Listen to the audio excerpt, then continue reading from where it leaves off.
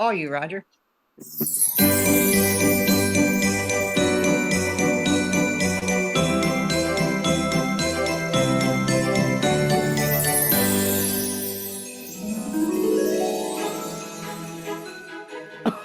Oh, hello there.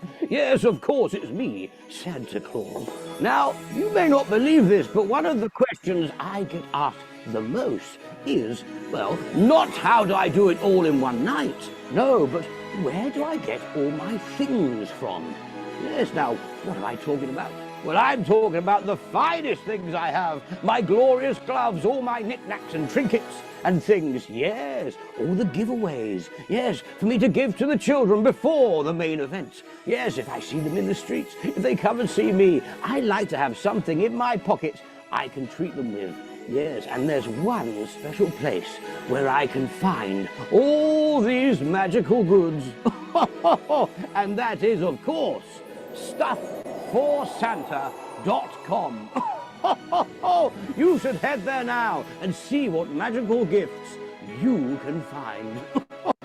Mrs. Claus, have you got my ice pad? Yes, log me on, I'm going to have a look. I shall see you there. Stuffforsanta.com. Merry Christmas.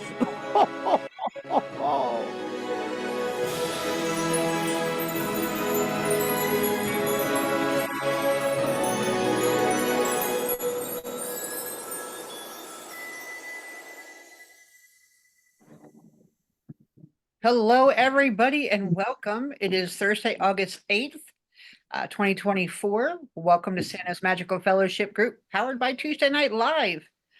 Man, I am excited about tonight's show because our little group here of almost 1,600 members actually goes back to this very guest that we're going to have tonight. So naturally, I'm very excited to introduce our guest.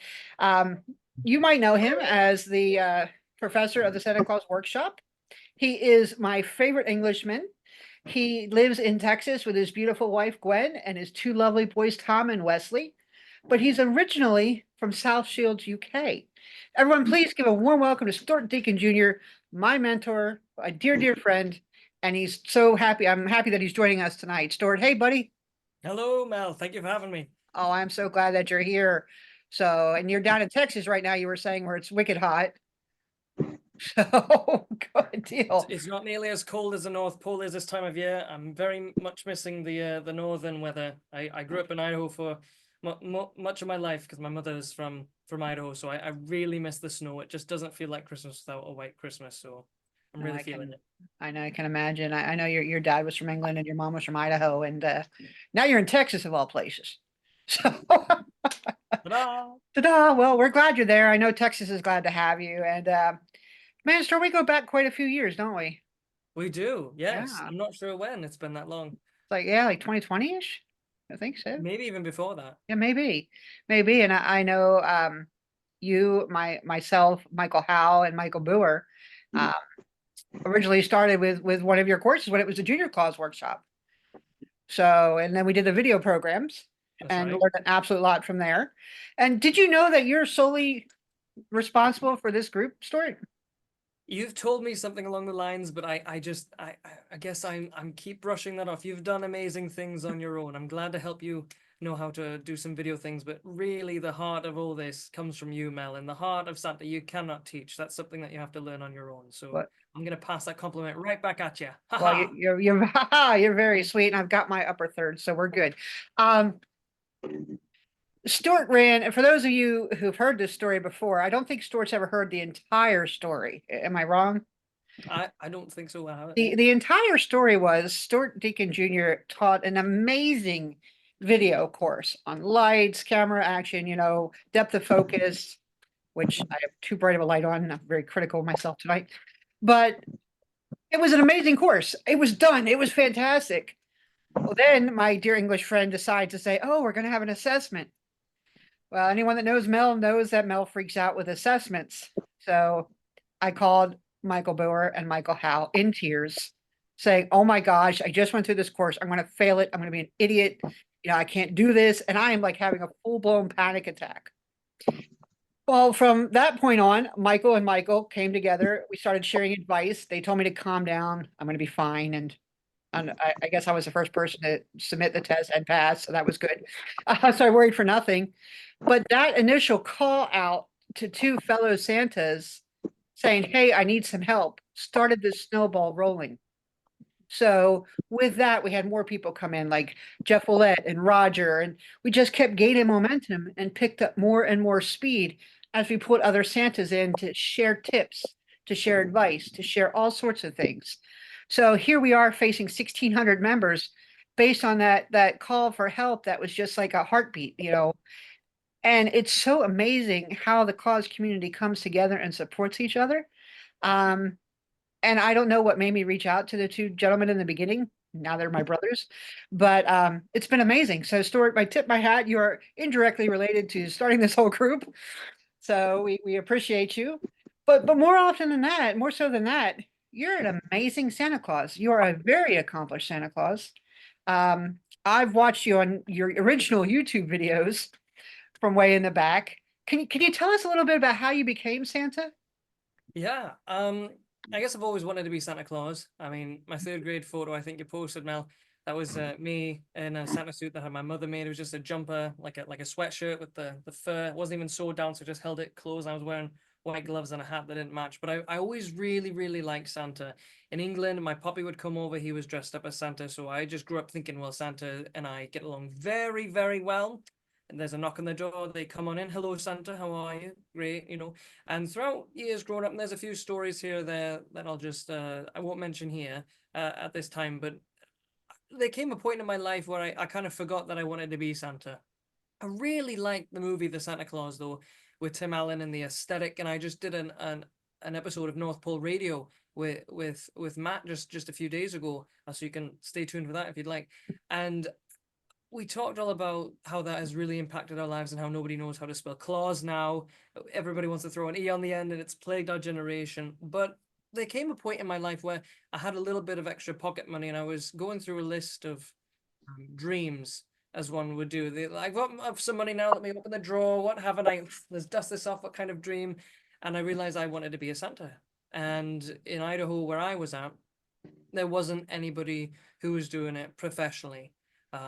We had a few people, you know, like Uncle Bob, quick, get in the suit this year. Do I have to do it? And, you know, the beards that they just throw on, they look like curly ramen noodles and they're all acrylic and nylon and yellow too. And they have no life. They're just, here, kid, you know, let's get a picture. And I thought to myself, wouldn't it be nice if I could provide some joy for some children? Because there was very few experiences I had as a child with good Santas. Very few. Lots of experiences with Santas, but maybe only one or two stuck out. And I really, really thought that perhaps I could kind of turn it around. And so I started Googling and YouTube and like, well, how does one be a Santa? And it was like, well, there's a C.W. Howard, you know, Santa Claus school. It's like, well, I can't afford that. I can't even afford, you know, my tuition in full right now. I have to. So what can I do online? There's got to be something. And I found Heather Fleming, I believe it is, who does the custom wig cut. And I was like, wow, if I could spend $2,000 on a beard, I could look just like Tim Allen. And I did some more research, and I thought, well, there's got to be something other than just, you know, the beards out there, and you know, I bet I can make a suit look good. So I ordered some suits. My belt loops were too low. I put them on either side of the fur trims that the belt buckle would, you know, be held up. And I realized after a few gigs of wearing those boots, not boot covers. I tossed those. I knew as a kid, boot covers. Santa does not wear boot covers. He wears boots. After wearing those costume boots for a while, they just fell apart in the snow. I had to keep gluing them on before every gig. It was like I was wearing flip-flops. I was trying to walk on my tiptoes. So I got real boots, had a real leather belt, but the beard was always a problem. And I finally found on eBay a Duck Dynasty beard for cosplayers that's lace backed. And I was, does it come in white? And it did. But because it was a mix of human hair and like synthetic, it could not be curled. It would not stay. And there was no wig for it either. So here I am stuffing my belly with my little head on top and this big beard, this big hat that's swallowing up me. I bleached my hair. I bleached my arrows, and I got a mustache from a place called act1costumes.net. So if you're Santa Claus on a budget, you can get a beard and a mustache, a theatrical one, for about $30 to $40, and that I could afford. So I just had that with Spirit Gum for the first few years, and I was like, well, I'm providing good entertainment. I'm learning from some things. I wish I had, a mentor. I got onto the Santa Claus community once I started sewing my own Santa suits because I couldn't afford a tailored one. And suddenly all these friend requests kept coming in, just Santa this, Santa that. And I was like, whoa. So now I have a rule. I will friend you back so long as you don't have Santa in your title. I don't want to have any spam. There's some people who've, friended me and they're not real Santas. But I learned a lot just from looking online and a lot of Googling and a lot of trying to figure things out. For beards and things, it was mainly Tim Allen looking at the films, seeing other people and curling their beards, and me being like, well, how would I do that with these theatrical pieces? How would I go about doing that? Because I couldn't afford to fly out and have somebody do it for me. I had to figure it all out on my own, and I've permed and I've damaged a few beards and a few, even my own hair. I've gone through 4 bleachings in one night, and it's atrocious, but the worst part are the eyebrows. So I've bleached, I've styled theatrical beard pieces, and in the end, I really wish I could still fly out into to be a part of all these different communities and schools. But along the way, I was like, well, I need to document this, because if I don't document this, everything I'm learning, I'm just going to forget. So I started making videos for a part of my school because I have a degree in film, and so it was an assignment for class to come up with a platform and to start posting regularly. And I was like, well, I'll just call it the Junior Claus Workshop. So I'm Stuart Deacon Jr. and I'm not a professional Santa Claus. By no means, I don't think I am. But I think I've got some options out there that help people not have to Google so far. I can compile a list of websites, things on Etsy you can use, how to search. You don't have to search for Santa belt. You can search for Renaissance, or pirate belts, shirts, boots, all Viking, all of it comes up. Things that you don't really think of when you're just like, I wonder how to find this, and you don't know what you're searching for. So I started the website. It was called the Junior Claus Workshop. And I started making a lot of videos, and now it's grown to not just on YouTube. I host a lot of special videos that are kind of closed off behind a paywall so that kids don't stumble upon them on YouTube, and those who want to access these high quality videos and education, it's very, very resourceful for that. In fact, I have a whole page of resources and links. When I go to order my wig tape, I go to my website. I click on it. It's just all there. I don't have to remember it because it's there. And I've been to a few different Santa gatherings in person here in Texas, and it's like drinking from a fire hose. And my one regret after coming back is, man, I wish I could have just captured it all and I could recall it. So that's why I think videos are something that can help anybody, no matter where they are in the world. They don't have to fly in to see. They don't have to pay for food or they can watch from the comfort of their couch, and they can pause it and they can rewind it. And if they're like, well, how did we blew a wig and mustache to get it nice and white again? Let's go watch this video instead of having to go to workshops and forget about it because you're drinking from a fire hose for 3 days straight. So It I can be a actually lot. watch my own videos Yeah. to remember what I've learned. Your videos are great, even the early ones, which you laugh about, but I love the early ones as well. With the emphasis of COVID, though, you were able to utilize some of your other skills with Santas that otherwise had very little clue on how to use audiovisual equipment. What made you want to start teaching people how to do that during COVID? I think anybody who learns something has a natural desire to help others who may not have the talents or the skills or the means when it comes to knowledge. And for basic framing and composition when it comes to video, I mean, I started posting videos online a few months before COVID. It wasn't like, oh, I'm gonna, make a website and try. No, it was like I just wanted to publish things and get stuff out there. And I was seeing a lot of people in my classes at school, not doing things properly as we were being taught. I'm like, it's not that hard once you know what to do. And I don't think these people out there who are being Santa Claus need much guidance. But if I can help them and point out some tips that I've learned, we can really help the children. Because it wasn't really about the Santas, them making good videos. It was more about the experience I wanted the children to have on the other side. For example, if I change my camera, you'll have to deal with me now. I've got a fancy camera plugged in, but if I switch this, let me see if I can do this. Oh boy. Behind the curtain, here we go. Let's see. This is what I was seeing as Santa Clauses. A lot of things and even if I turn this up, you get a lot of, you know, they're like, "Hey kids, I'm Santa." I'm like, "This looks a bit scary. It's a bit terrifying. Can we dial back some things? Can we get, a background that looks all right? How do we do this on an affordable in an affordable way?" And I discovered if we just put the camera up instead of down, if we frame things so that everything's in line, we can really get a good looking image, and therefore the children don't suffer. They're right there and they can be there with Santa. And I didn't want more distractions. I wanted Santas to have a decent amount of knowledge that the children could see, hear, and have a wonderful experience. And how many people have run with that? OBS, Open Broadcasting System, is free. We can do cues up, we can do lower thirds, we can do intros, outros, music, telling stories. And this was something that I knew that if I taught the basic tech side, which I was good at, the artistic side could then be spurned by many other Santas. And I know Michael Boer, Michael Howe, even you yourself, Mel, you've taken the course and learned how to implement graphics and use OBS, and it just makes me so happy to see how far things have come. I had to update Zoom today, and I was like, wow, I've really fallen behind on this because I've just been busy with other things. But keep your Zoom up to date, will you? Yeah, definitely. I mean, it really, really helped me. I mean, it still helps me to this day, all the knowledge. And I'm actually in the process of, I got a brand new computer, so I'm installing OBS on that right now. So I'm looking forward to using that again because that helped me a lot. You know, now I'm just in a place where I can only work on a laptop with like a ring light right now, and I can't adjust the height, but I know the tactical information now to make it look right when I'm for the children when I'm doing Exactly. a video call, which is great. Um, and it makes it special, I think. It makes it think that, that Santa cares and you're not like your first shot where you just saw the whole room and it's like, okay, some dude's in his living room, Yeah. where it actually looks like it's polished and professional. And And that's amazing.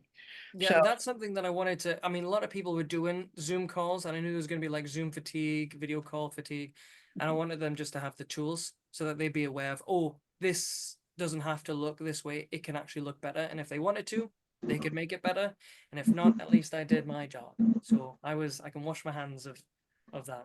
and it goes on in life too, Stuart, because I have a wonderful new job and it carries on the upper thirds and the correct light, even anything for Microsoft Teams meetings. So you can take that and apply it elsewhere, which is good as well.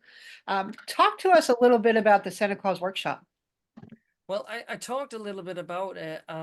Right now we've got 3 new episodes up. Every year I try and sit down and do a good amount of videos discussing different things. We've covered stuff like how, especially if you're a theatrical bearded Santa, in that community, there's not a lot of know-hows when it comes to the tech side of things yet again.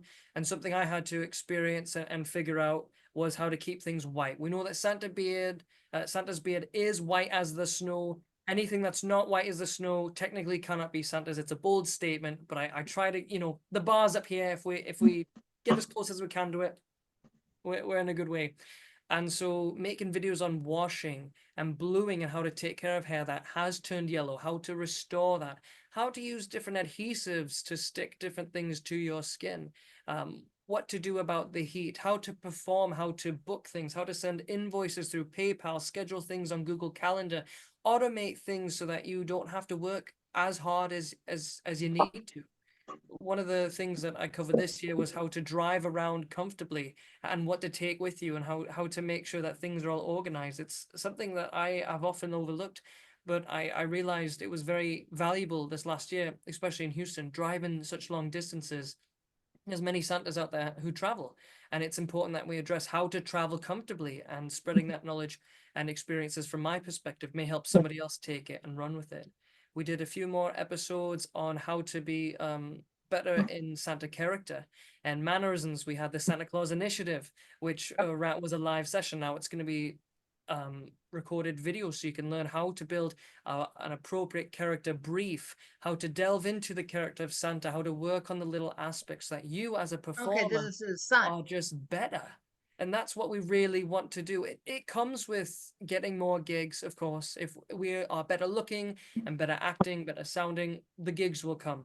But the most important thing is to make sure that the children can get the best. And if we are not willing to learn and to put forth our best for the children, then we're really doing this for the wrong reasons. And I wanted to make sure that I put all this information online. We've got probably 70 plus videos now, 10-minute videos going through all the different things that Santas can do, even how to apply elf ears. There's a lot. And I'm very excited to do some things about how to make your own Santa suits on a budget, how to make a fat suit this year, just to help the up and comers and also those who've been doing it for a few years revisit back to the beginnings and just take the ideas and run with them. Oh, I mean, it's amazing. I still use a lot of your videos as reference points, like, 30 years in, it's like, oh, how did he do this? It's good to have. And I will always have in the back of my head, and I don't know if Michael and Herbie can remember this, when you were teaching us the elf ears, and you said you had ridiculously small ears. Remember that? Every year Yeah. now, when I go to the Renaissance Fair, and I put my elf ears on, I'm like, Stuart has ridiculously small ears, so do I. So, it's just a funny thing, it, it just goes to show that your class not only teaches people, but it creates memories and fellowship. And that's what we're about here. We're always willing to share tips, but for anyone that has not attended Santa Stuart's workshops, if you can do it. I've learned so much and still continue to apply so much over the years. I went, I've been doing this, like I said, for a long time, but it's just amazing what you learn. And I remember the first time I logged on to a video meeting, I'm like, I had seen this gentleman online selling his homemade sled. I think you were selling Evie, right? Yeah. And it was like contact Stuart Deacon. And I pictured this distinguished elderly gentleman, regal. And I'm sitting in a Zoom meeting and I see this younger man come on. I'm like, well, Stuart will be here any minute. And his name popped up, Stuart Deacon Jr. I'm like, what? Um, and I had watched previous amounts of YouTube videos. And I always loved how he said, be the man in red, make him proud. And I'm like, that can't be the guy. Yeah, that is the guy. So here I am, a guy who's decidedly younger than I am, and has making so many wonderful contributions to the community. You're a jewel, Stuart. You train so many people, you give so much advice. Um, you've helped me out when I needed lower thirds or if I needed a promo video. Your talents are just so vast that you're like the, as we call it back in my age, the card catalog of information. If I have a question, I know I can call you and you've got it. And the fact that you've always wanted to be Santa and this started from a school project and just evolved, good language, Mel. It's just amazing. Everywhere you go, you hear Stuart's name. So if you haven't had a chance, definitely check out his course. How many visits do you do approximately a year as Santa, Stuart? Me? Oh, not too much. Maybe 15 or 16. Okay. Now, the drive time is a bit too much and only do Saturdays. I don't work Sundays, I believe. Sundays are the Sabbath and they're for the Lord, and I should not, and he's given me everything. I shouldn't take from him what's rightfully his. And then I have a regular 9 to 5. So it's a very small window if I wanted to go out and do some gigs. But I get thankfully Houston is a much more diverse area. Gig salad is wonderful to me, and I can pick and choose what I'd like. If anybody doesn't have a gig salad, get one, see if it works in your area. We actually have a video on how to do that and automate a lot of things that it pops up on your calendar. And also how to do invoicing through PayPal for those things which Gig Salad doesn't do. But it's been really good to me, really good. I wish I could do it more. There's nothing like going outside in the snow dressed as Santa and being like, I'm really at the North Pole and smelling the diesel from all the cars and the snow machines. And now you just open the door here and it just feels like you were just walking to a shower. It's the worst thing, the heat, especially when you glue everything on. You're wearing a hat, you're wearing a fat suit. Everything. The only part of you can breathe is here and your wrists because you're wearing gloves. It's the Yep. worst thing in the world, but it's worth it for the children. But not on the drive there.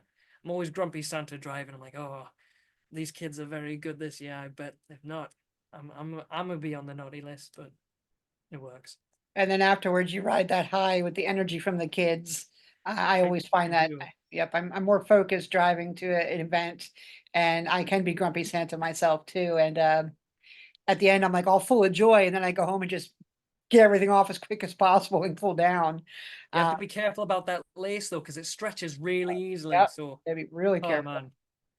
So I'm lucky I haven't stretched one yet, but and then on your advice, so which is good. It's just neat how you prepare and study and get dressed for a gig. You go to the gig, you're all business focused, and then when you leave, your just heart is so full because of the children.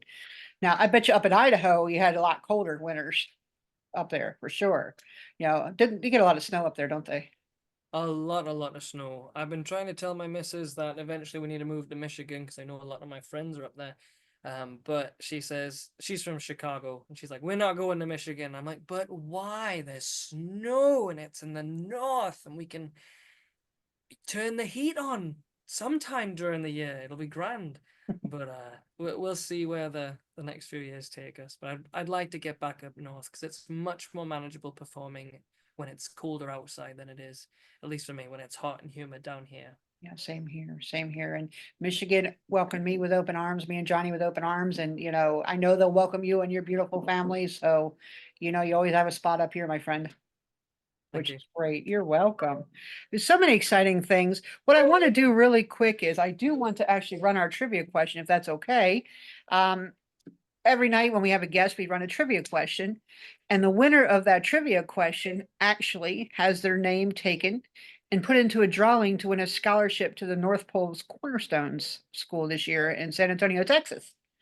So, not 7 hours horrible. away from me? Yeah. 7 hours? Yes. See, you could make a day out another day, go visit Stuart, call him up. We probably meet I'll for meet you lunch. halfway. Yeah, I'm meet you known for halfway. meeting people halfway. Yes, yep. So, but this time, what I like everyone to do, open your chat. We're gonna take all the correct answers, pull them in a hat, and then we will choose a trivia winner to go into the hat for the drawing for North Pole Cornerstones. So you ready, Roger? What do you think? I hear him clicking. Roger. There you thank you. I have the best producer. He does this all for me. It's so easy. Okay, what Christmas carol tells the story of a page who is kept from freezing by walking in his master's footsteps? Spelling does count, folks. What Christmas carol tells the story of a page who is kept from freezing by walking in his master's footsteps? Give a couple minutes on that. And again, this is your name going into a drawing for the North Pole Cornerstones. Okay. Perfect. Everybody got it? Lance has answered. Okay. It's the only one that I see so far. It's one of my favorite Christmas carols. This is a question from me this week. And the North Pole Cornerstones is worth over $400 for a scholarship. So the only thing you'd have to Santa pay Nathan. okay. Santa Nathan answered as well. Okay. Very good. Bob put the North Pole Cornerstones information up for everyone. Thank you, Bob. Appreciate that. Being partners with Tuesday Night Live, it's been wonderful. They fill in the gaps where I miss them, and I love the guys. I'm proud to be a roving reporter and part of the TNO crew as well. We had a lot of fun at School of Santos with them. Okay. Well, we'll take those answers and we'll put them in a hat and we'll pull one out. You know what? I think I'd like to pull two out because it's Christmas. We'll pull two names out of the hat tonight and give them to tonight. Sound good, Roger? Sounds good to me. Alrighty. So last chance. What Christmas carol tells the story of a page who is kept from freezing by walking in his master's footsteps? All right. Thanks, Roger. Appreciate that. Goodness, I get to see everyone. I finally get to see everyone popped up on my screen. It's so good that everyone's here. Okay, for those of you who just joined us, we're talking with none other than Stuart Deacon Jr., my mentor, my friend, my favorite Englishman, about how basically everything about Stuart. And it's amazing. So Stuart, what are the next steps that you have coming up for yourself, not just a Claus workshop? What are your goals for the upcoming year with Christmas and your workshop? And are you building another sleigh eventually? What do you? I would like to build another sleigh. I've learned from experience that mine was bigger than a Ford Explorer, and towing that around. There's some footage somewhere on a security camera of me dressed as Santa running on the ice, trying to back that into the storage unit, after I unhooked it, just pushing the trailer, just face planting it a few times. But I think next time when I make a sleigh, it's going to be a lot smaller. I'm probably going to carve it out of styrofoam and then fiberglass it, so it'll be waterproof. I can do a lot more custom things. However, I have no garage. I have very little tools, and right now in Houston, there would not be a very big need for that. But one of my dreams that I always had was to be able to travel across the country with my sons. I'm gonna get teary-eyed now, but I wanted to make sleighs for Santas that, maybe $1.50, but people could place orders. We'd have a red one, a green one, and they'd have dashboards fully functional. We'd go back home and we'd build them and just drive around to the, C.W. Howard. We'd go to School of Santas and we would just go and be like, do you want a sleigh? Here you are. It's a small little one. You can put it on a little trailer in the bed of your truck. You can use it for photos and whatnot. But maybe that dream may not just come true just yet. Maybe not until I have any grandchildren. But this year, what I'm trying to focus on is I have a few returning clients for the third time, and I'm running out of things to do. And what I mean by that is I'm a Santa Claus who likes to travel light.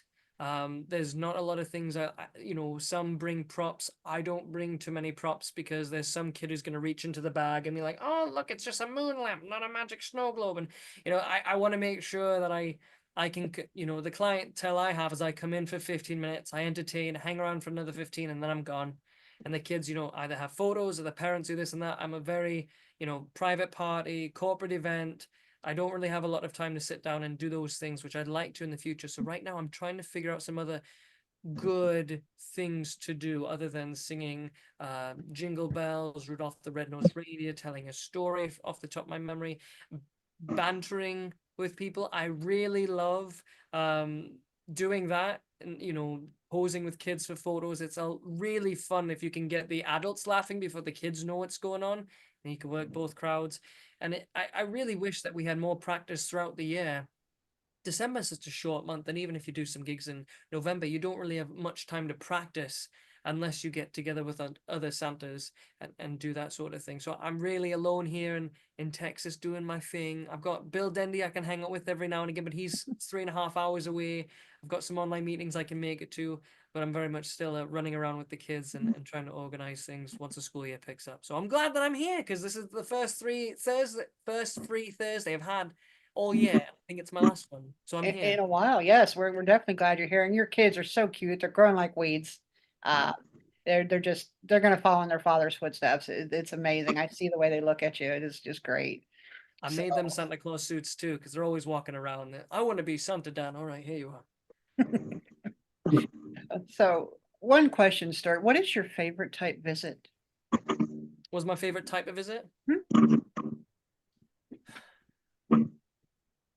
Well, I think that there's, on either end of the spectrum, there's some that are really full of energy. Some where people, that especially the young people, the moms and dads, they look and they're like, it's Santa, and their jaw drops, and you get everybody together. It's a very big event. You can, help change some lives that way. But I also like the small interactions where perhaps you're doing a photo session and there's a shy child, or maybe they're not shy, but you get to interact with them one-on-one, and so it's very close, very intimate, and you get to look into their eyes. And hopefully they can see yours if you've combed your hairs out of the way, so that they can see into the window of the, what you have to offer. And I think that's something that Santa's we can do better at, is clearing away all the whiskers and the distractions, and have genuine experiences with people. We're always looking at our computers, looking down, even on meetings. It's like, look into the camera every once in a while. Yeah. Let people see that, there is still good in the world.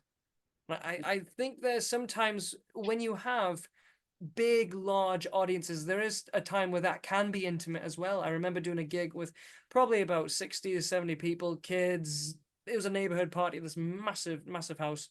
And I got everybody's attention. We sang Jingle Bells. We sang everything. And my parting words of advice, I always like to tell them, this is how you stay on the nice list. So, boys and girls, I need your attention here. There's 3 things I'd like you to do to prepare to be on the nice list. One is to eat your vegetables. And everybody's like, yes, we can do that. We can eat our vegetables. Yes.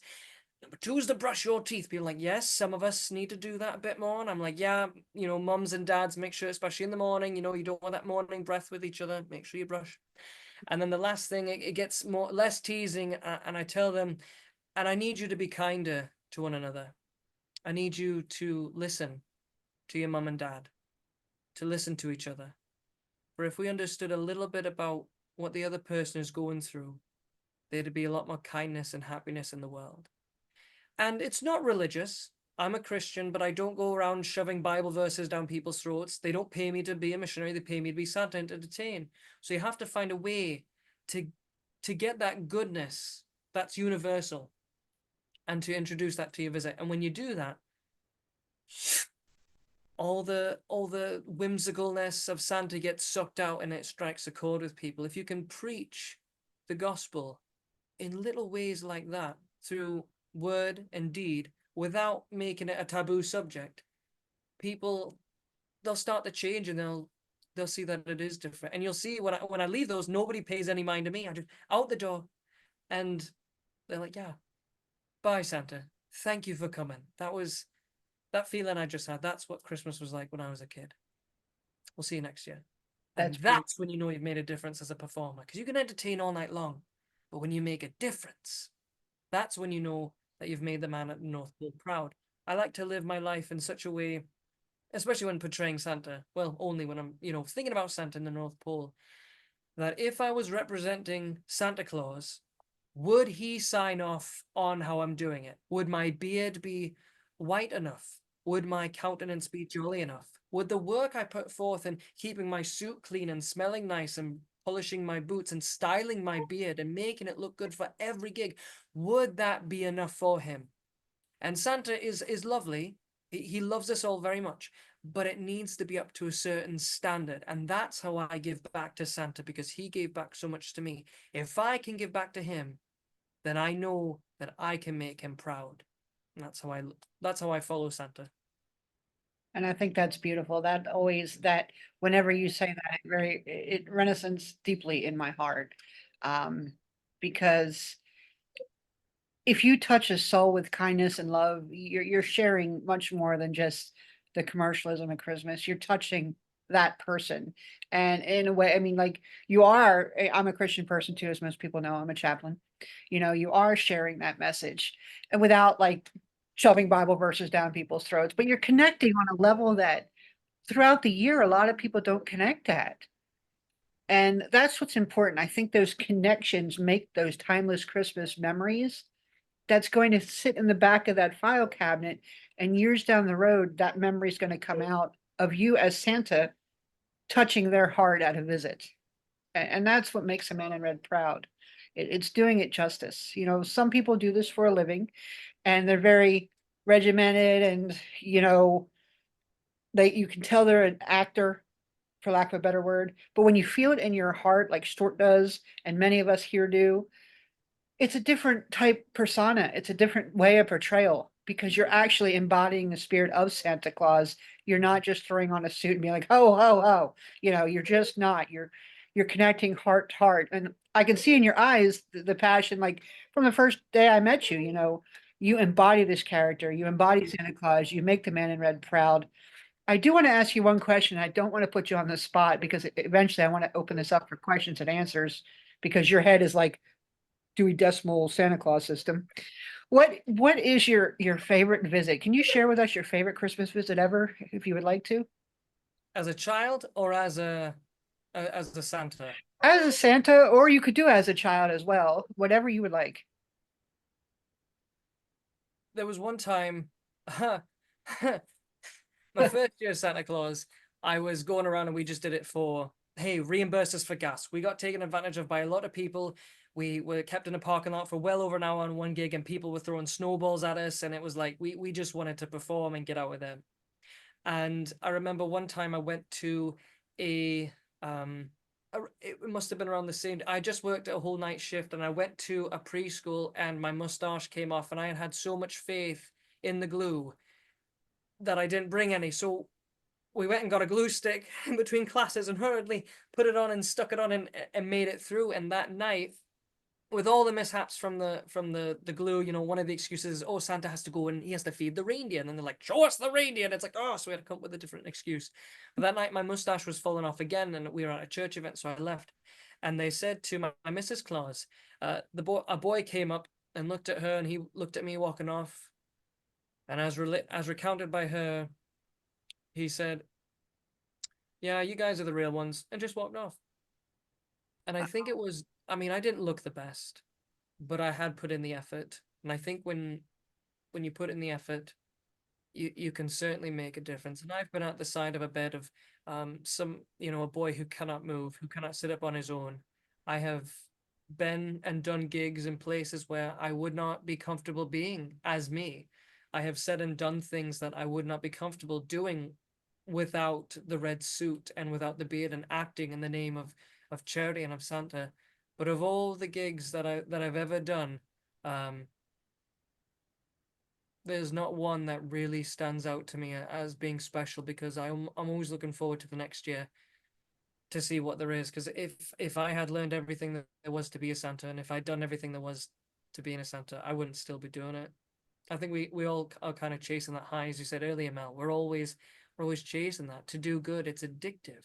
And nowadays it's very, very easy to do good and to be good and do it well. That's very important. That is very important. And I'm glad that you touched on that. You know, we are always chasing to do good, to be good, to, you know, follow that high that, you know, you made a difference in someone's life at the season. And that's amazing. We get to be the keepers of that Christmas magic and share that intimate moment with the child at that point. Just to listen to them and be there and know that Santa loves them and is proud of them. So, and Stuart, that is you. I mean, you walk in a room and you can just feel the love and Christmas magic in your heart. And again, you're always going to be a dear friend and a wonderful mentor. And, you know, I'm here to always make the man in red proud. And, you know, people, if you have the chance, like I said earlier, to join Stuart's classes when he has them up again, please do. This man has such a wonderful heart for the community. You're not death by PowerPoint. When he teaches, he connects with you, and friendships come out of those classes. I know last year I popped in on one of his classes at the end. I think it was graduation, where Rhonda was in there and everyone like that. I popped in just to say hi, because that's special to me. It's like going back to school, like walking back to my high school to see the next graduating class. I mean, it's just a beautiful thing, Stuart. And I know we're proud of you in the community for sure. You are definitely amazing. But what I want to do, I want to remove the spotlight, because we actually have 35 people here, Stuart. And I want to open it up to everybody there to ask Stuart some questions, maybe pick his brain. All at the same time. Ask your question. No, don't, please. So, Mel, will you act as moderator? I will Wave me act as down when I'm moderator. going long-winded. Want to make sure we got enough room for Yes, some. yes. Roger and I will act as moderators. I'll just mute you, Stuart, when you're starting to talk too long. So who's got a question for Stuart? Okay, say to Argyle. Rhonda. Hey, everyone. Yes, I've taken 2 amazing classes with Santa Stuart. The one, you know, I did the designer beard class and then the initiative class. Oh my gosh, Mel, I was like you, stressing it out. My husband could vouch for that, because Stuart gave us some homework. Oh my gosh, Stuart, I haven't done homework in 40 plus years. And it's like, and I had a new computer that was giving me total problematic issues. Everyone, don't buy a refurbished new computer. Mistake. Anyway, you know, Stuart, what I was thinking, and you know, I refer to it as, yes, I was stalking you too. You are, you know, my very first Santa mentor, you know, and then Santa Mel came into my world also. But I was watching your videos so much, like, you know, Melissa was here too on YouTube. I'd get up at 3 o'clock in the morning because the dog would get me up to take her outside. and I couldn't go back to sleep. So I would be watching Stuart's, YouTube videos. And one of the things that Stuart, that really hit me and empowered me to do is I've been a Santa, I'm going into my 9th year. So during the COVID time, I thought, you know what, I'm going to do exactly what Santa Stuart did. He took apart one of his very first Santa suits. Do you remember talking about that in one of your first YouTube videos? Yeah. And it's like, I can do that. I can do that. So that's what I did, is I did exactly what you did. And I, cut apart this Santa suit that I had gotten from Amazon. And I used it as a pattern, because it's like, how am I going to find, a pattern? I know McCall's has one, but I looked at it and it just, it wasn't going to fit me as good as that Amazon suit fit me. And that's exactly what I did. And it was your inspiration that during the COVID, when we were shut down, pretty much shut down, I was kind of in that mode here in the tiny town of Ramona, San Diego, is I can do that. I can do that. So any of you Santa Clauses that feel that, maybe you can't afford that expensive custom suit, because at the time I couldn't.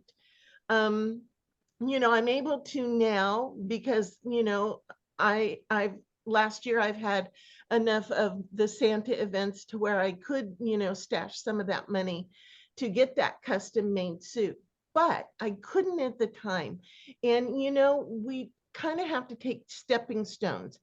And Stuart, you helped me take that stepping stone and put my mind to work. Well, if he can do it, and your video was so good. I mean, it shows you actually cutting and blah blah blah blah blah, in your little workshop type of thing. And so anyways, kudos to you. I appreciate that, because that was a milestone, stepping stone for me. Thank you. So there you go. Thank you. Thank you so much, Rhonda. You touch lives, Stuart. You definitely do. So, Rhonda, thank you so much for sharing. I appreciate you so much. AJ, I see you have your hand raised too. Stuart, I saw you a video of your Santa Claus Tim Allen Santa suit. I was wondering how much time it took to make that, because I want to make one like that too. Took me about 2 years of getting swatches for both fur and velveteen to decide on what color I was going to do. So 2 years, 2.5 hours working on it. And then I used the McCall's pattern. I think it's M5550. And you just get some cheap material and you make your suit out of that first, see how it fits. And then once you're like, all right, make some changes, cut here and there, sew, pin, and then you unfold it, make the pattern to replicate that. And then you just go out and you get a cheap sewing machine and you do it. You do the best that you can. Velveteen's not forgiving with needle marks, but you have to take that first leap. And if you cannot afford to go get a seamstress or someone who will make you a $2,000 suit, spend $200 on the cheapest sewing machine at Walmart, $80. Go get some velveteen, some flocking magician's fabric that's like $5 a yard. You'll need maybe 10. So you're looking at $50 there. And then go get a rug from Overstock and a pair of hair clippers, and you just shave down that faux fur to be as long as you want it. And then you just peel the backing off, cut it, sew it on, pin it, see what works.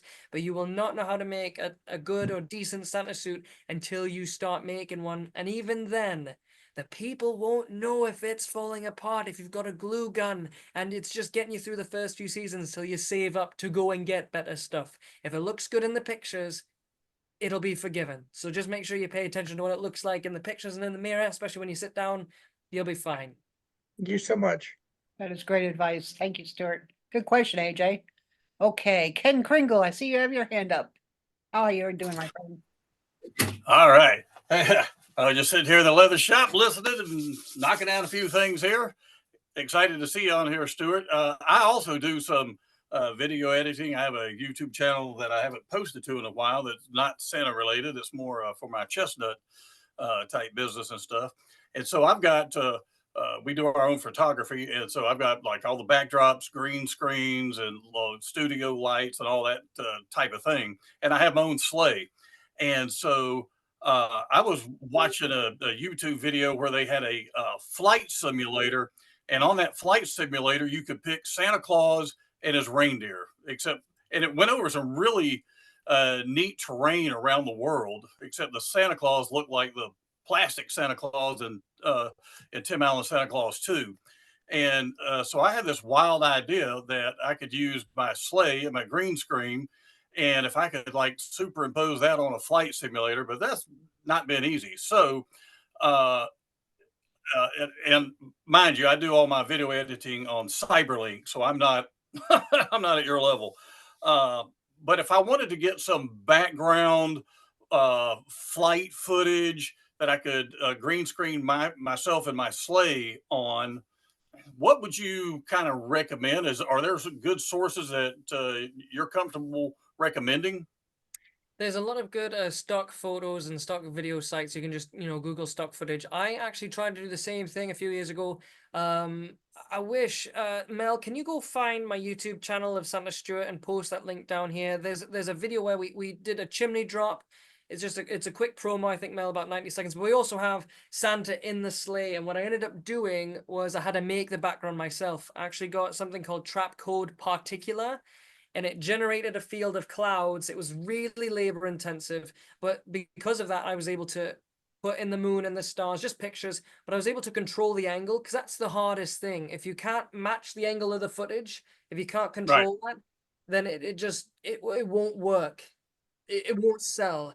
But if you were going to put yourself on, you could green screen yourself, or you could just green screen behind Santa, and then if you have the tripod locked down, you can actually have a program called Adobe After Effects. You can actually draw around where you want it to cut out, green screen and no green screen, and it will cut you out. And then you could make that bob up and down. You could, but the background, like I said, that's really hard to find. Shutterstock is good, but in the end, I had to make my own, and it's all right. It's all right. Okay, yeah, I've seen a few of them, but a lot of times when I Google to try to get the flight footage, you can only see the wing of the airplane. I'm like, I can't. Yeah. Try and get some And, stuff in 4K. You might be able to punch in a little bit, especially if you're doing web stuff. It can be 1080p. It doesn't have to be 4K. yeah, Perfect. but I've and I have seen a few things where I did see one thing, but you have to buy a subscription, and I'm like, I'm just trying to do one little video to put on Facebook. I don't want to buy a $600 a year subscription. But they were like flying over the city at night, like Miami and stuff like that, and then I saw one over the ocean, some of that kind of footage, and so anyway, have a little project to do. As long as you can match the angle and the lighting, it'll sell. But those two things are the hardest to do if you don't have control over the assets. Thank you for the question. Yeah, great question. Thank you. Senator Jeff, I see you have your hand up. Well, thank you. I was just, we're actually from Idaho, so I was going to make a comment about his, with the snow comment that he has, that it's so bad up here. We've been over 100 degrees for almost the last month. So the snow up here is definitely gone. So where are you at, Jeff?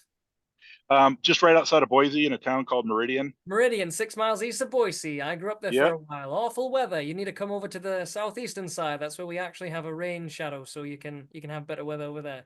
Yeah, I understand that. Yeah, but so for you'll know too, right now we've got a group of about 50 to 75 Santas that are meet on a regular basis up here right now. So if you ever come back up this way, you're more than welcome to come in and join us in that. And this is my 3rd year doing Santa with my missus and stuff. So I'll definitely be looking at some of your YouTube videos and stuff. So I just wanted to thank you for willingness to put that out there too. I haven't seen any of them yet, but we'll definitely be starting to look that way and try to take some of your classes and stuff too. Thank Absolutely. you. I actually attended that group once, but it was a 5.5-hour drive. It was closer to go to Salt Lake. So it was lovely. I gave a little presentation there to college. Lovely pals. Lovely pals over there. Definitely not. That's where all the professional Santas are. Where I was at, we were just a bunch of farmers and farmers' wives with the Yeti cups. Else. Yeah, we've got a couple in the group from over in Idaho Falls right now. So yeah, and that. So is that Angie and Stuart Landerman? Yes, it is. Yep, I know them very well. I made Angie's logo. Good people. Okay. Good people. Yeah, beautiful logo too. So, Stuart does it well, all. yep. So we'll let you get going, Stuart. And I Jeff. appreciate you and Mel for putting us on today. Thank Oh, you. Jeff, we're glad that you're here. We have time for one more question. I see Lance lurking in the dark there has his hand up. How are you, buddy? Really well, thank you. How are you? I'm doing well, thank you. I'm excited that we have Stuart and everybody on tonight. It's great. Thank you, Stuart. I'm a professional theater director by trade, so I just dialects are my fave. So I'm assuming you're from somewhere in northern England, That's right. Durham, or Very Manchester? close. South Shields, Newcastle. Ah, I get it. I'll dial it up for you if you'd like. Here we go. No, I kind of know where it is, so that's not a problem. My question to you is that a lot of our British Santas have this vocal affectation, which I saw you adopt whenever you did your bit, of a sort of a lower growly, and as a way of ending a sentence, there's just a yes, yes. Is that something that everyone is imitating from Britain or England, or is there someone that is that just the way Father Christmas is? Great question. I came over here when I was 3. So I'm not very good at knowing about Christmas pantomimes and all that, but I'll tell you, there's a few videos a few movies which I found helpful with the dialect of Santa, and I have a whole video episode covering this in depth. And Santa Bruce Jaron, he's given a lot of vocal care as well on some of those videos. But something I believe that Santa should be is he should be otherworldly. And I know some Santas, they have a ring that makes them sound in the accent of wherever they're at, and they can speak the language. That's a wonderful, wonderful thing to have. Me, if I was over in England, I'd still be doing a different accent than my own. Even when I do Santa, it's a different, more posh accent. I believe Santa should be foreign, especially if he's in America, he should be foreign. If he's in England, he should be foreign. And something that I have noticed is that I am very young to be playing a very, 70-year-old man, and no amount of bleaching is gonna make me have more wrinkles. I can put the glasses on the end of my nose, and that helps, and the white eyebrows, that helps. But when it comes to being Santa, the last thing you want to do is, and here's Santa Claus. Hello, everybody, I'm Santa. And you don't want that you don't want that juxtaposition to be there. And so when I'm an old man, I will be an old man like Santa, and I will come down low and growl a bit, even though my vocal cords don't go comfortably down there. Drink a lot of water. There's a movie called Santa's Apprentice, and he does an American accent, but it's, oh yes, I'm Santa, and he does this growly thing. It was made up, I think the animation studio was somewhere in the Netherlands, maybe. But if you look at The Magic Snowflake or Santa's Apprentice, that's really where I've pulled my voice, because he doesn't have an old man's voice either, but he gets down low and it's very, very growly. And I've talked to Sammy Caleb Brooks about his voice as well. It's a lot different from mine, but it's always something to work on as a performer. Is to, if you're going to be doing something, you got to do it wholeheartedly. You can't be coming and going. You have to sell the image, because if you can't, it's no good. So my wife will get sick of me going around talking like Santa and pulling faces. So practice, practice, practice. Who cares what everybody else in your home thinks? Practice. Wow. Awesome work. Thanks, sir. Thank you so much, Stuart, for joining us this evening. It has been just an amazing. You got one more? Go ahead, dear. One more thing. There's a few videos on YouTube. There's much more on the website. The URL is www.thesantaschool.com. Right now, you can get a 7-day free trial on the Apprentice package. See all the videos you'd like. If you'd like to get 20% off, there's a special code I made just for this meeting for everybody in attendance. And if you want to give it to other people, go as well. The code is Santa Fellowship. One word, all lowercase, Santa Fellowship. Get 20% off. It's a year subscription. You get access to all the graphics, animations, classes we've recorded, all the live videos, all the ones that have been pre-recorded for you. Merry Christmas in July. Hopefully I'll be able to do live sessions in the future, but time is really, really, really hard to get everybody in the same space. So right now I'm just doing recorded stuff for now. Well, thank you for that, Stuart. That's very, very kind of you. And again, such a depth of information, such a wonderful Santa Claus. again, I am so blessed that you're in our community, Stuart, and I'm blessed to call you a friend. Thank you so much again for coming out tonight. Everyone, big round of applause for Stuart. Just your depth knows no end and your heart knows no depth. You are just amazing. And if you have any questions, feel free to reach out and I can certainly ask Stuart, or if you have any other questions that I can send on to him, let me know.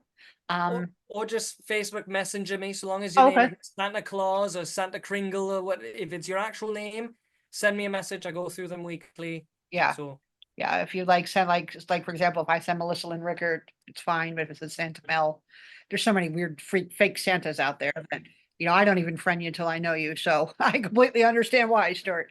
But again, from the bottom of my heart, Stuart, you are absolutely a jewel. You are Christmas magic. I am so proud of you and wish you much, much success in the future and look forward to seeing you in some schools. Okay. So take care, my friend. And until everyone, we're going to roll over into Shawn White's Mrs. Claus. So stick around. She's got some awesome guests on tonight. But what's really important, I say this every time, but I mean it. I want each and every one of you to look into that mirror, study that mirror. You are looking at Christmas magic, and you're the keepers of that Christmas magic. So until I see you again, may visions of sugar plums dance in your heads and the love of Christmas always live in your hearts. And now we're going to switch over to Shawn. We're going to run our Tuesday night lineup right now. Thank you, guys. Thank you.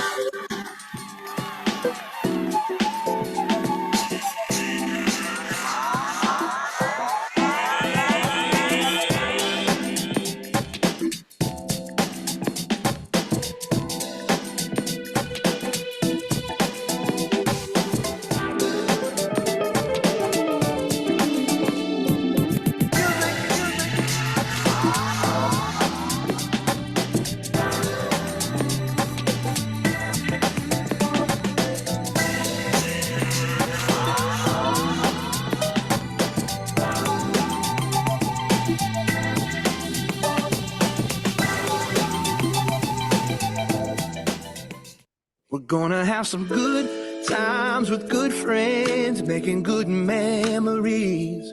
A little bit of sunshine and good vibes, yeah, that's all we need. And we ain't gonna worry, ain't in a hurry, everything is going our way. We're gonna have some good times with good friends, making good memories.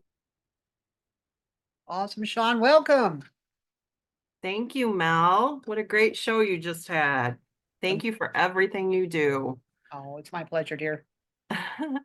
I would like to welcome everyone tonight. Let me change this up a little bit and so I can see everybody's faces. Can you put me back on off the spotlight? There we go.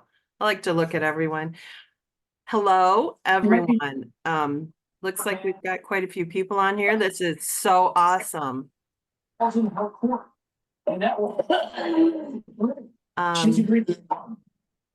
voices. Okay. I am Mrs. Claus Vintage, for those that do not know me, aka Shawn White. I have been doing Mrs. Claus for about 10 years now.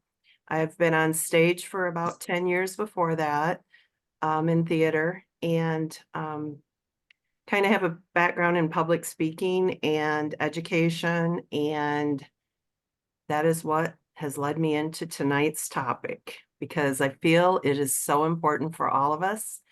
With a raise of hands tonight, can I kind of see who goes into the schools and works for the children in the classroom or performs for the children in the classrooms? Do we have a show of hands? Okay, let me look at the second screen here. I need two screens in my, okay, awesome. Well, for those that have not done it yet, this is going to be very informative. There's some stuff that you possibly haven't even thought about when you're going into the classroom. I set this up tonight to kind of ease into the questions, and they'll get a little more serious as we're asking them through this next hour. And some more important even things toward the end that we all should know before we go in the classroom. So right now I would like to introduce my favorite teachers in the whole world. Morgan and Tracy Ledford. It's a mom and daughter duo. Tracy has retired, but she still helps out in the classroom, and I've been performing in Morgan's classrooms for a couple years. My children all went to Tracy. My 4 children all went to her, so I can't be more proud of these teachers. So hello, and tell us a little bit about yourselves. Go ahead. So I've been teaching for, this will be my 7th year teaching, and I'm at a public school in Jackson, Michigan. Very low income, very very low income, poverty school. And she is my mom, Tracy Ledford. She taught for 30 plus years. 30 plus years, Yes, 30 plus years. And we did some team teaching the past maybe like four years, I think. My first 4 years teaching. So yeah. Okay. And also a side note, Morgan has also brought canine, is that how you say it, to your Canine. classroom? So when I'm performing, I have a puppy dog sitting there enjoying it with the children. It's awesome. But that's kind of a new thing you've gotten into too for the school and brought it to the school, which is a very cool. I imagine it's to help the children with stress and things like that, to have the dog in there. It's very well trained. So, okay, we're going to ask the first. It's kind of a broad. We're going to start talking about things to know before coming into the classroom. One of the first things I was thinking about when I was writing this out is, and some of us do not think of this, a lot of schools have volunteer forms that you need to fill out, and you can't wait till the last minute to do that. It takes them a little bit of time to do a background check on you. So the teacher needs permission for you to be in their classroom. I'm assuming that's what I know from Northwest schools. So yes, something to check out. This is something else. This is kind of it. We'll just talk. I think that we need to talk to the teachers about which costume they would like us wearing into their rooms. Now, we've talked a lot in the past about showing a client, a paying client, letting them pick from pictures what they would like you to wear into their businesses. I think it's the same for the classrooms. So do you guys have some input on that? What you would like to see or what you feel? I think, yeah, go ahead. Coming from like a public school standpoint, and what the kids normally, so I don't know if I said this or if Shawn said this, but we're both first grade teachers, so we're early elementary. That's where we come from. But the kids, they have this idea of Santa in their head and Mrs. Claus, and and it's all over movies and things like that. And it's not like, it's not like, it's from the books that they've read and the movies that they've seen. It's just the little picture of Santa and Mrs. Claus, I think. And so they don't understand. Sometimes if you dress a little bit, so I think that it would be a good idea to maybe send the teacher your picture of what she could choose. And it also depends on what children are in that classroom at that time too, because there's a lot of children that have gone through different types of trauma that you may not have any idea, but the teacher does know that. That something we talked about traditional costumes, and you both kind of agreed. You just like the red, the old traditional Santa Claus kind of was easier for all the kids to understand, rather than something a little bit different that we might perform somewhere in front of crowds and things like that. And they might end up grilling you too, as far as if you come in something different, they're going to grill you and say, well, where's your other, what happened to your other costume? So yeah, we talked about that. First graders to me are the hardest job I do. Once I get past this afternoon with the kids, everything's easy. I'm just saying. I learn so much every year when I go in there. Okay. What would be the amount of time that you think is ideal, and many reasons that you feel the answer is appropriate for us to come into your classroom?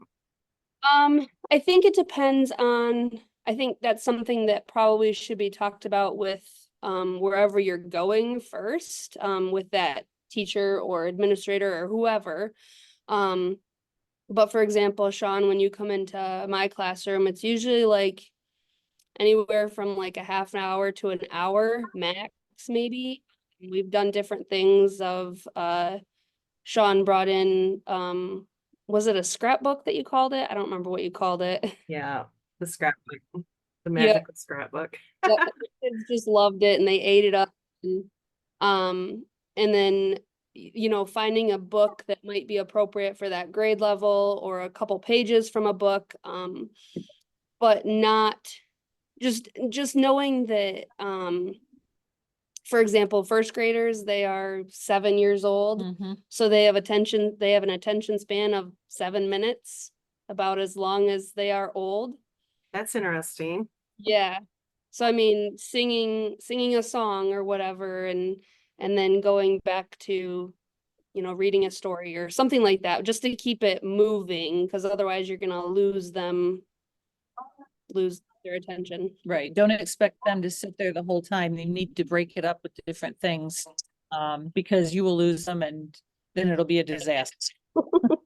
Well, that's probably why, for me bringing in these pictures or my little golden books that basically I don't even read the words. I just point to pictures and we talk about the stories so that I can end it or hurry it up or whatever needs to be done with the little ones. Cause see, there's pictures in here that we talk. Okay. So there's also, I'm sure that you only have certain times of the day that you can have somebody come in your classroom. It seems like your schedule too is something to consider. Yeah, that would just be another thing that you have to communicate with the teacher or whoever you're going to visit. Because obviously if you just show up unannounced, it's not, I mean, you're probably not going to be able to go into the classroom or wherever. Right. And you would definitely be a distraction coming down the hall. Mm-hmm. If that teacher doesn't know that you're coming and working out different arrangements to get you to wherever you're going. Mm-hmm. Yeah. Can everyone kind of mute yourself right now? Cause there's a couple people that just some background noise. Thank you. Another thing that I'm sure that most schools want you coming in, probably in the front door, getting a volunteer or some kind of badge is a good thing to, talk to the teacher about how they want you to enter the classroom. Mm-hmm. Important, just like you do with any job. Sometimes I'll come in the back door. Sometimes there's certain places that I go down a little alley before I can get in there and nobody sees me kind of stuff. So that's another thing to consider. Okay, the next thing is something that it kind of happened this year, and I just kind of went with it when I realized this is what was happening in Morgan's classroom. I was talking about, I had my, I think it was a scrapbook, and talking about something in here of stories. And she made me aware that she was teaching about Christmas in her classroom around the world. And so I was thinking quickly to try to give the kids what I knew to keep it going with the lessons.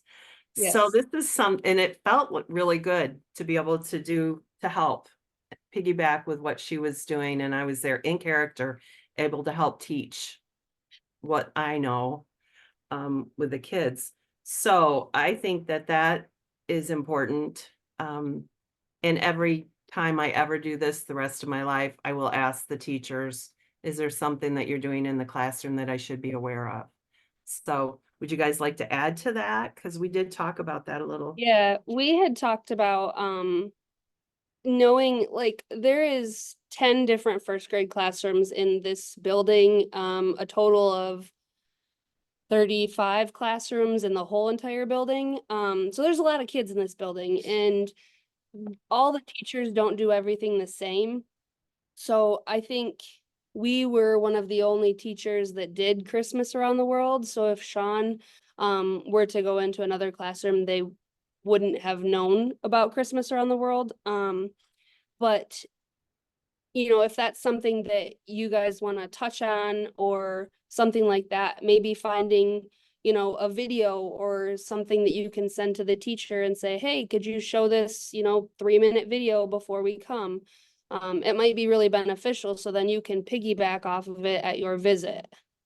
And I would do not just one country or not just Yeah. one, you need to do at least 3. Yeah. 2 to Different 3, country. right? Just so they have a variety, because if you present one, then they think that's what all Santas do, or that's how all kids celebrate. So they need that well-rounded, at least probably 3.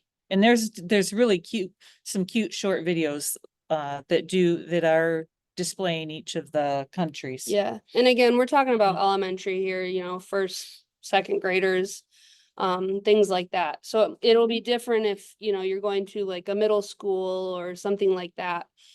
But for our age level, just communicating with the teacher and saying, is there something that you're doing in your classroom, or have you touched on Christmas around the world, or, you know, is there something that you would like me to know before coming into your classroom about what you've been working on or teaching or things like that? Yeah, I think that it's not that we're just showing up and doing our thing for 30 minutes. We can actually have a more of an impact and help the teacher, help the kids. And they're gonna remember these things, but they're learning too. So, and this might be what it takes for them to actually pay attention or learn or whatever, to have me sitting there looking at them. I don't know. Tell me about the different religions that you may have in your classroom with the children, and how we can best deal with that coming in there. And what you may do before we even get there with certain children in certain religions, just in a public school. So, I mean, we're in a public school. So you're going to have all kinds of religions. And we've come across some Jehovah Witness students who they don't celebrate Christmas. They don't celebrate Anything. It really depends on the family, but most of the time they don't celebrate anything, even birthdays. So but that would be something that communicating with the teacher ahead of time and setting it up ahead of time. As a teacher, we know that if a student in our classroom is Jehovah Witness, that they, you know, can't be in the room when we're talking about Santa and Mrs. Claus and, you know, Christmas in general. So you have to find, as a teacher, we have to find an alternative for that student during that time. But that would be something that, you know, before you're coming into the classroom, again, talking with the teacher via email or whatever, and say, hey, do you have any students that are a specific religion that, you know, you would like me to touch on or not touch on, or that can't be involved with this? a lot of times it's your different countries too. If you do your Christmas around the world, you can pull in a certain few too. Yeah. Some of them are religious, some of them are not, some of them, there's a lot of different varieties. So that kind of fits in with the whole package. And I think also with the younger kids, and I'm sure you guys have seen this, but I've had students say, well, I don't believe in Santa. And I always tell them, I'm like, well, if you don't believe in Santa, Santa doesn't come. So I still believe in Santa. I'm always yeah. sad. So I think that's the way to like get around it in a classroom. Because I mean, they don't know who you are. You could be Joe Schmo off the street just in a Santa costume, but they don't understand that at a younger level. Sometimes I don't think I've done it with you, but other places, when a child does that, I'll say, your first name, and I'll say, Morgan, do you remember that gift that Santa brought you? And I'll just do a whole conversation and ignore the child that just said that. and they don't know what to think. It really does. And then whoever I'm speaking with is like, turns into a 5-year-old too and just wants a hug, so it's kind of cool. Okay, so basically I know this is what I do, and this is my own what I do, but I don't bring any religion into the classroom at Correct. all. I Yep. don't speak any prayers or anything like that, because it just doesn't feel, and it isn't the place in a Mhm. public school. There's too much confusion in the world anyways, and I don't want to come in there and make more for, you don't know where the kids are at and what their Yep. stories are. So And if there ever was a child that had issues with with the belief or whatever, that they wanted to bring that in, hopefully the teacher would take care of that. okay. Mhm. Okay, good to know. Good to know. So we touched back on books to read, and you said appropriate for the children. I know that I was successful. 'Twas the night before Christmas, because Mhm. I did my little spiel about what your imagination is and Yep. got their attention, and they actually listened to it, and it always gives me goosebumps because it works. I don't know.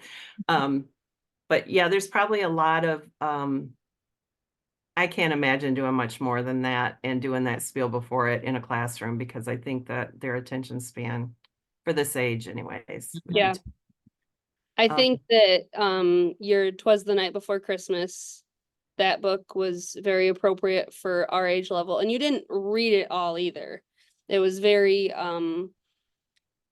I mean, that you have that book basically memorized, so you can like have the conversation with them without actually reading the book, but you're still showing them the picture. And then your golden, is it called golden the books? golden books, the little golden Yes, that books. Yes. you bring in, and you have those basically memorized too, so that you can just be like, give them the summary of it while you're looking at the pictures kind of thing.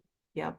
And I also, and this is the education person in me, is I tell them the history of the book to get their attention in a not a like way over their head way. Like, it makes it kind of interesting. What's this all about? And I talk about the father that wrote the story sitting in front of the big fireplace, and he's talking with his children, explain this whole big picture, and we're using our imagination. Then they're kind of excited to hear what that story is. So I will probably forever read that story personally. Mhm. I have had children in Ohio when I work at the big children's wonderland that have never heard that story. Oh. And it blows me away every single year, because I ask, and sometimes there'll be 30 kids or more in front of me, and they've never heard the story. So I make Wow. sure to read it, and tell them the history on it so that they hopefully remember. Okay. Tell me about, if I want to bring some candy and gifts into your classroom, what do you think about that? What would you say? From a teacher's standpoint, we prefer no candy. There's a lot of students that have allergies to different things that are in any candy, food, that type of stuff. So you're better either to ask the teacher before you go in, and it can't just be like, "Hey, can I pick up some candy canes on the way in?" It's got to be, from a teacher's standpoint, if you're going to bring in a candy cane, you need to take a picture of the box and the ingredients and say, "Do Wow. you have any students that have allergies to these ingredients?" Because we've had candy canes before. I had a student that had a peanut allergy, and they were made in a facility that produced something that had peanuts in it. And so therefore I couldn't bring it into my classroom because it could have been contaminated with peanuts, if that makes Wow. sense. Yeah, I did not realize that. Yep. Okay. So gifts are different. I would say if you're gonna bring a gift in, it should be small. The same for all of the kids. Because if you bring in, a car for one kid and something else for another kid, they're like, "Well, why did Johnny get the car? I wanted the car." And it can turn into a big, huge fight. So like what Shawn did when she came in, Elf Lindy made those Oh, you remember. I did. Elf Lindy made them all like little bags, and they Yep. had like a little coloring book in it, and it had 3 spots for 3 crayons, and they loved it. Yeah. They were ecstatic that they had 3 spots, 1 for each of their crayons, and they just made their whole Christmas. Yeah, my cousin, who's a Mrs. Claus in Texas, made all of those and sent them, mailed them up here, and I got them just a couple days. I didn't have enough. I need like 2 more, and she mailed them up, and I had to look all over to get those crayons to fit it. But I did get some really. I read on Facebook, moms were talking about those little bags and the children, girl, boy, it didn't matter. Everybody and seemed to enjoy it. I always try to give gifts, this is just me, but homemade stuff and stuff that I say the elves made that look like it. They're not just store-bought things. So they're not perfect either. No. Which I think the kids love seeing that. You know, in 1st grade, Shawn brought in ornaments, I think he brought in ornaments that had like glitter on them, and they were really cute, and they were really I mean, from an adult standpoint, I could 100% see that somebody made them. But the kids thought, wow, elves made these. Those are really cool. They were not perfect at all, but No. they loved them. Stuff like that sparks their imagination, and it just makes them take off. Yeah. And that's what I want them to do. Those were just little wooden ornaments, the real thin ones. You can buy like a bunch of them at Michael's. And I took wrapping paper, vintage wrapping paper, and cut out the Santa Clauses on there. And I decoupaged the one side. And then I think I wrote something on the other, I don't remember, and put glitter on them. That was in a string. So it was very simple. Very simple. That's awesome. So they will always get crazy things like that. And like I've had some people that bring in like stickers, pencils, like Christmas pencils, things like that. I think those are always fine. They're not real fond of they're not.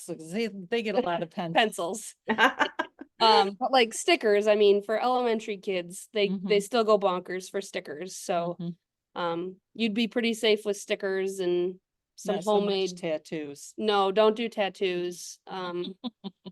Yeah. How about Christmas books? Would that be a good thing? Yeah. Yes. But appropriate Christmas books too, not make sure you proof them. Yeah, proof them. Okay. Even coloring books you have to proof. Oh, okay. Wow. Just knowing your audience of where you're going, because for example, we're at a public school. If I gave my kids a coloring book that had, you know, stuff about God and Mary and Joseph and things like that, like we could get in trouble as teachers for providing that to our students. Okay. So it might be different if you're going to like a Christian school, but for a public school, it's very basic, no religion, you know. We don't, I mean, there's some fun Christmas books too, but keeping it G rated. Not any, I think one book that I read in my class talks about Santa and his underwear, and that's about it. Like we're not. Yeah. I think he was looking for his pants or something before Christmas, that story. Yeah, I know what it is. But like we're not, I know there's books out there because I've seen them before about like Santa's butt crack and things like that, and and not appropriate for. I don't think I could pull it off. I just couldn't do it. It's not me. But I would imagine that maybe like golden books would be, they're old. I'd have to look, but maybe get a whole bunch of them or something like that. It gives me really big ideas for this year. Yeah, and students nowadays, they don't see golden books as often. I like that. As often, you know, years before. Like I don't have any golden books in my classroom. Really? They're in my basement. Oh. Well, you know what you should That be doing, Sean? digging You're them in the out. basement. So like they think golden books are something really cool because they're gold. Okay. So I will specifically bring those. I like them because they're really easy to carry. uh-huh. Mhm. And when they're young and they really want to have questions for me and know everything, that they just kind of stand around me, Mm-hmm. look over in these little tiny books in my lap, and it's just so sweet. Mm-hmm. That's a big one that I always do at the bakery. It's not real big in there either, so it just works rather than some big book. Yes. The little tiny details are always nice because their little fingers can point to things. Mm-hmm. And it's like Where's Waldo kind of pictures, I guess you could compare it to. Okay, the next thing I wanted to talk about is kind of a very serious thing. And something that we have to keep in mind when we go into a classroom in the public school, is the makeup of your children. And what we say can impact it. And we don't know which child it might impact because that's none of our business.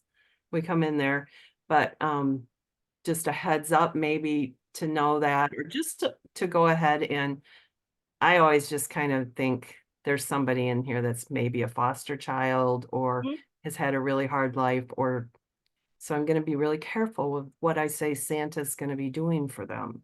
Correct. You I never know what you never know what their home life is like.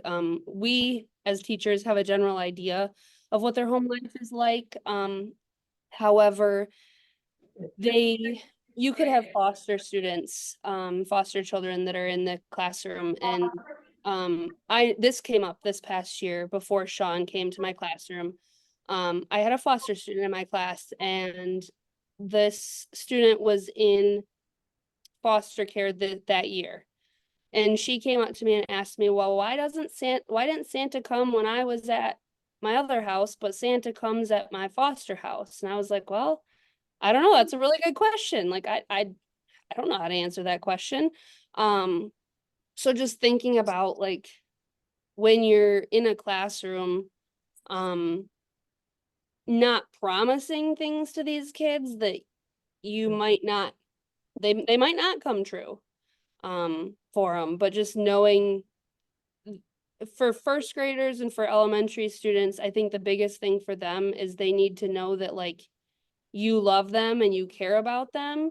And just tell them, no matter what happens on Christmas, no matter what they get or they don't get, find the joy and find the magic of happiness Christmas. and the magic of Christmas in that. Yeah. And that's what I usually say when I'm in there. It just kind of comes together. That spend time with each other. I don't say family, enjoy each other, love each other, find with your siblings, spend time with your sibling. And if I can and not just in the schools, but other places, if I can tell there's some situation going on, I'll tell the children, just find joy together, you all, and just love each other and get the Christmas spirit and keep it between you. And, I don't. And coming into the classroom, you never know how many students are from a single parent household, or maybe they go between mom or dad's house, or maybe one of their parents is in jail or prison. So you never know what you're coming into, which I think can make it hard for you guys. But I think the biggest thing is communicating with the teacher and saying, is there, what should I stay away from? What should I, if you have a little bit of a heads up that, little Johnny is in foster care and doesn't know what the future holds for him, it might be very helpful for you guys, coming in. Yeah, and that's where we could just try to have him understand to keep the love in his heart and, Christmas in his heart, because who knows what's going on around him. So, yeah, That's a tough one. That's really tough. Now tell me, Mrs. Claus comes in there, the kids are pretty accepting and Mhm. pretty much all over me, which is good. Yeah. I don't really have much, you have to keep telling them to sit down basically and Yeah. whatever. But tell me the difference when a Santa Claus comes in and the reasons why it might be different. So as you kind of got to put on like your kid glasses and think from a kid's standpoint. Um when you were a kid, Santa was the one that made the final decision of whether you were going to get a present or not. And when Santa comes into my classroom, I've had Shawn come in by herself, and then I've had Shawn and Santa together, and it was like a completely different atmosphere with Santa. Just because the kids didn't know, like they don't want to do anything wrong, but they might be very apprehensive and They've been threatened with Santa. yeah, Santa is a threat in around Christmas time, and Do it or else. yeah. He doesn't come. But then you also have to think about again, back to you don't know what these students have been through when you're coming in. And so some of those students, unfortunately, have had traumatic experiences around, men or women. I had a student that was sexually assaulted by a man. So she didn't want to have anything to do with Santa, which was completely fine, but it makes it a little bit more difficult. And coming into a classroom, just being aware that not all the students might be approachable to you, or you might not be approachable to all students, and that's okay. That's how it is. Well, and some of your students too that didn't want Santa because she was assaulted. You had a child that was assaulted by a man and didn't want Santa to come to her house. Right. And yeah, I had a student that very separation anxiety type thing, and she didn't like strangers in her home. And so her mom made the deal with Santa that Santa would go to her cousin's house and drop off her presents at her cousin's house. And so therefore this student didn't have to worry about her house getting broken into at night by Santa and things like that. So just understanding that not everybody has the picture perfect Christmas Santa, Mrs. Claus idea in their head. Some of them do it differently. And I think Santa is kind of a threatening figure in a lot of kids' heads, where Mrs. Claus is very welcoming, very motherly, very. I mean, she makes cookies. They love cookies.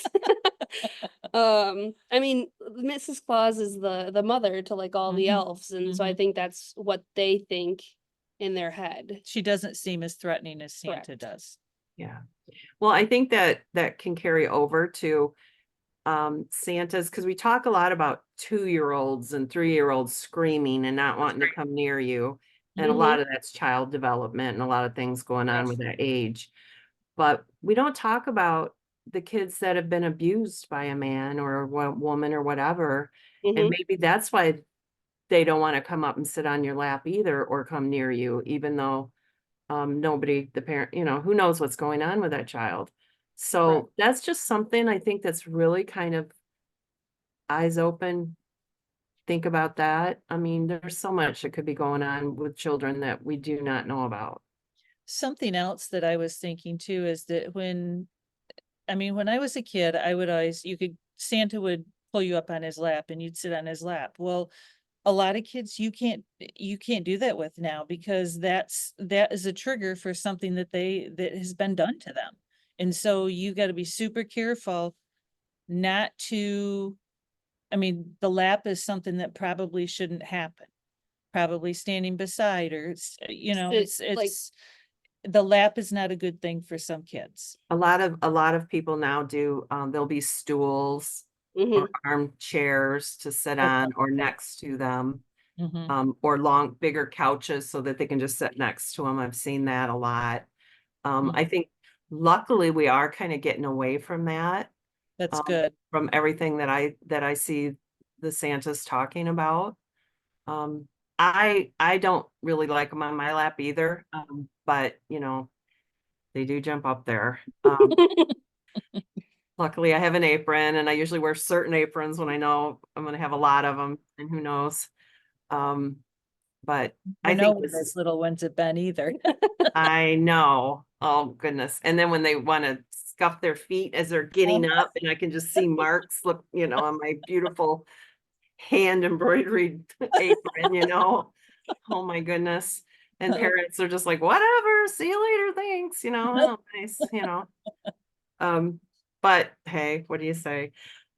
So this is very important, and we just need to be aware of this kind of stuff, not only in the classroom, but in everywhere we go. And it could be home visits. We think everything's just peachy when it's not. So just be aware and gentle with the children, I think, and don't push them into something that you can tell they're not comfortable with.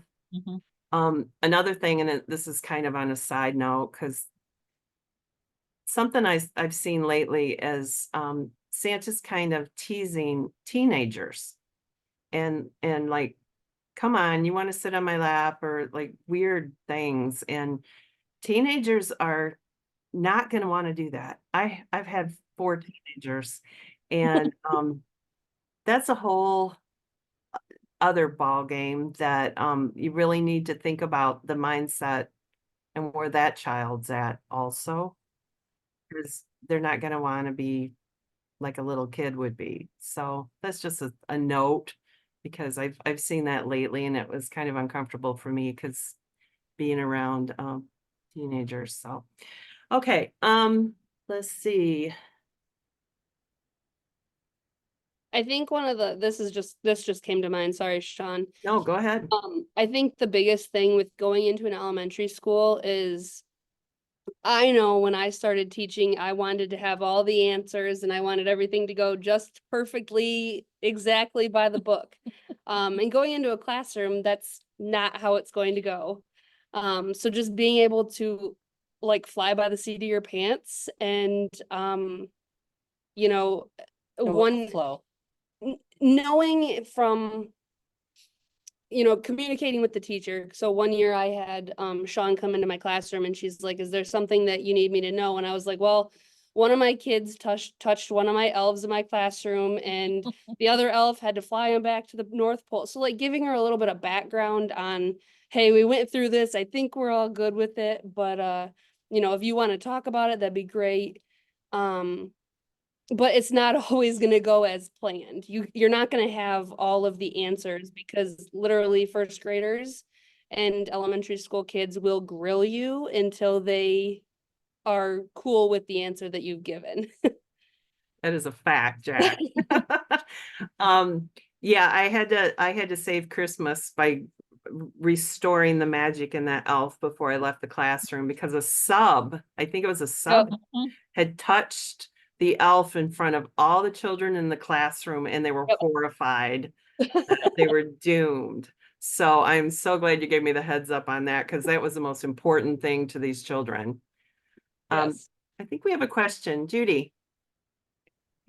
If you use cinnamon and make cinnamon around your elf and sing a Christmas carol, it'll have enough energy to get to the North Pole. Oh, nice. Well, Okay. there was one time where, I think it was when we were team teaching. So we each had our own classroom, and we each had our own elf, and somebody forgot to move their elf one day. And, so the kids came in the next day and were like, oh, this elf is who touched the elf? Because he didn't move. Well, next day, my elf had to get her elf and fly it back to the North Pole. So it was like a team effort, but we had to make up, a story about. Well, good save.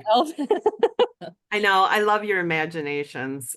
Like, I'm so thankful that you have that, because I know some teachers don't do that.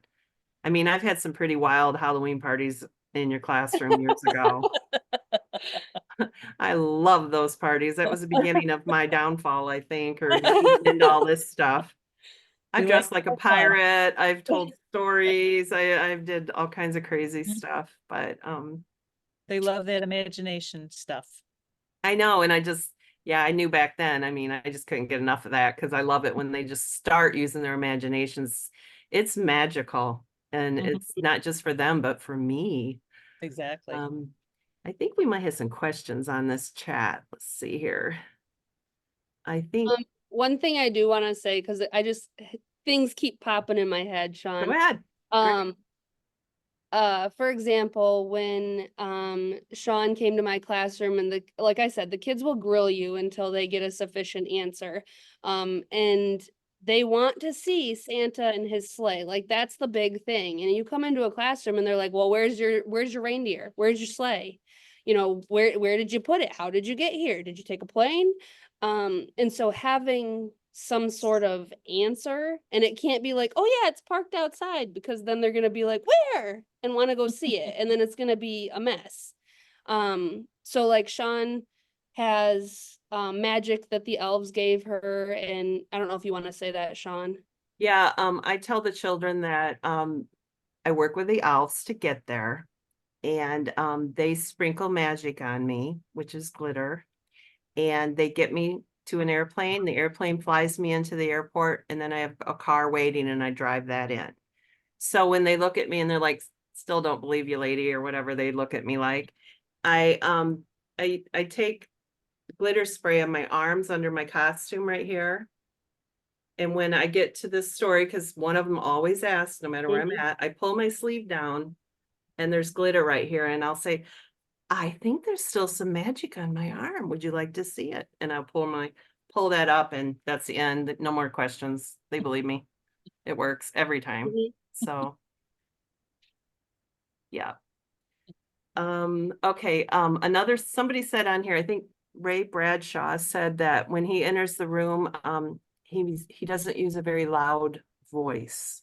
Correct. Which that's probably really wise. Because you don't want to come in there. You don't know which children are going to be sensitive to sound.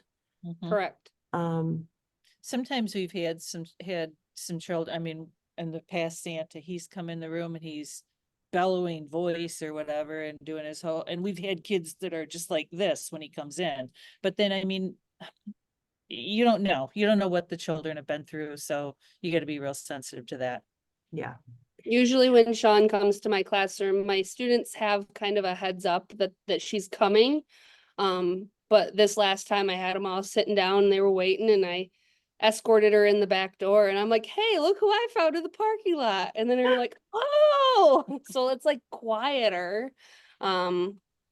But I hate it when I walk in though, because I have to walk from the parking lot and there's always children on the playground. And as soon as they see me, it's like a mob scene out there, and I feel so bad. I'm like, yeah, see ya, going into these kids. Sean, it's better than walking through the whole entire school though. I guess. I know. The guilt kills me on that one. And then, I just try to slide out and they're still out there. That's Yeah. always tough. Rhonda has a question for you guys. Hi, everyone. Okay, so I am a female Santa Claus. If you don't know me, I am Santa Argyle in Ramona of San Diego, California. So my question is when is the best time to visit the kids, visit the classroom? Is it in the morning, after lunch, before school ends? There's that fine window. And how long are we talking of a visit? Because I'm planning on introducing myself to a couple of classrooms here in Ramona that are classrooms with children with autism. So, that's one of kind of, my suit was designed with brown overlay over the white, so it wasn't so startling. But I have never gone to an exclusive classroom of, I think there's like 22 children in this class, believe it or not. Go in with an And open mind. So I'm wondering, ladies, with your experience, how long should we go for? Morning, before lunch, after lunch, before school's out? Go. Don't go at the end of the day. What, do you know what age level? Yeah, they are kindergarten and first grade. Okay, so kindergarten and first grade, and if they're if it's an autism class, Yes. you're gonna want to go for probably a very short time, like a maximum of like a half an hour, because otherwise it's gonna be way too much for them. But have some sort of like movement type thing, or maybe even like a simple craft or something to do with them, so they're not just sitting there the whole entire time. Because they're a different, Yeah, they're just, what do I want to say? They're gonna need a lot of help Right. with things, so hopefully they have aids and things like that in that classroom to help. Don't be shocked if you, I mean, have you ever been in this classroom yet? No, I have not been in this classroom. I have worked individually with children on the spectrum. My specialty is home visits. So I've gone to home visits to where maybe there were 4 or 5 children, either, where the parent, and then they invite extended friends, to come and bring their children. So maybe 5 at the most. And that's when, again, the lower the voice, I do not, I have bells outside, but when I come in the door, the ho ho is just more of a laughter.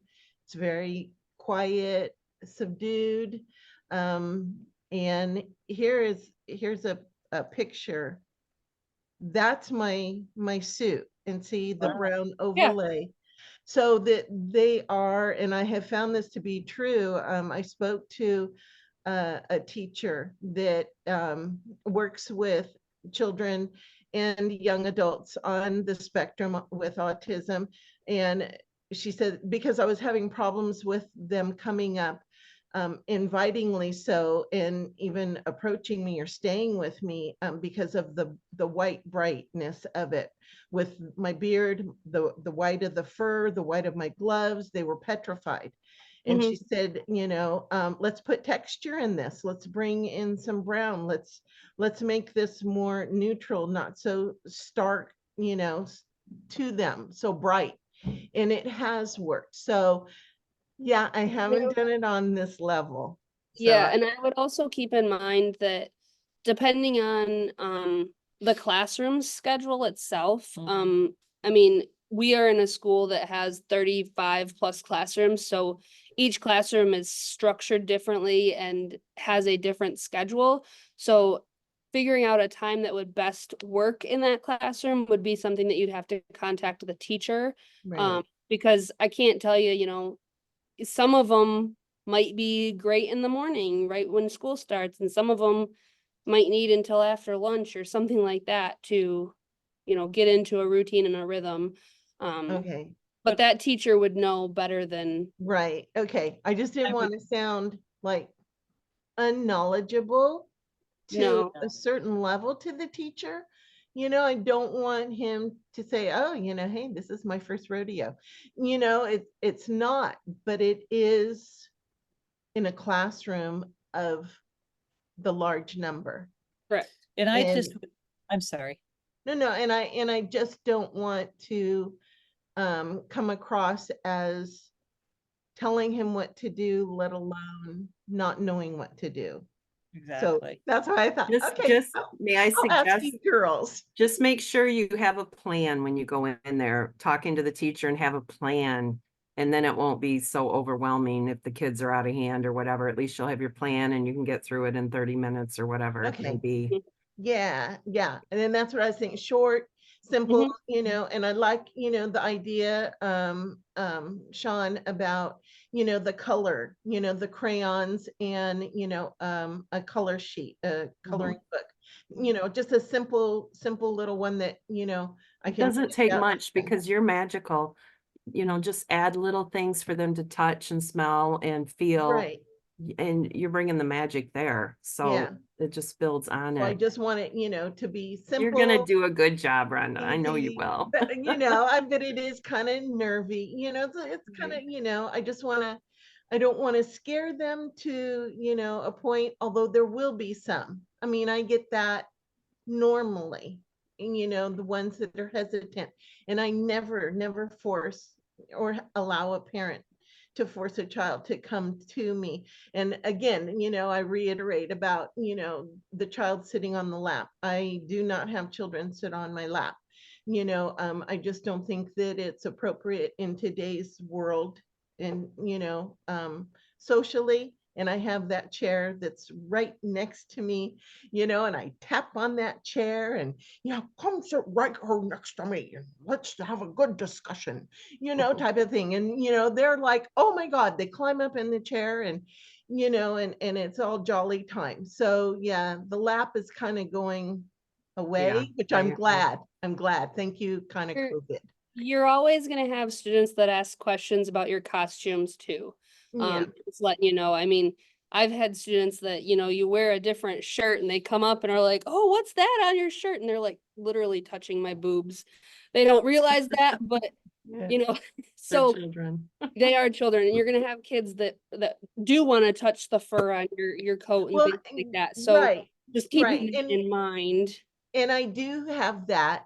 It's what's interesting is that I have more of the autistic teenagers are, and I don't know if it's their maturity level of curiosity when they get to that point, that they want to feel it more so, that texture difference, between the white and the We're brown. gonna have to have a show, and like I killed Claus that was on here last time. Yeah. He knows a whole bunch of stuff about that. We need to get him back on here and have That Ben. would be good. Yeah. Yeah. 30 So years. anyway. And then there's Judy, you have information on that? Which one? You. Okay. Now, so one of the things, no matter who the person is, whether it's a child or an adult or whatever, even if we're taking pictures standing, I always turn to them and say, like they'll have a child in front of me and I will say, is it okay if I put my hand on your shoulder? I always ask permission for everything. Yeah. Even when you're standing, if it's an adult, is it okay if I put my hand on your arm? Is it okay that am I standing too close? Is this okay with you? I just wish they would do that for us too. Isn't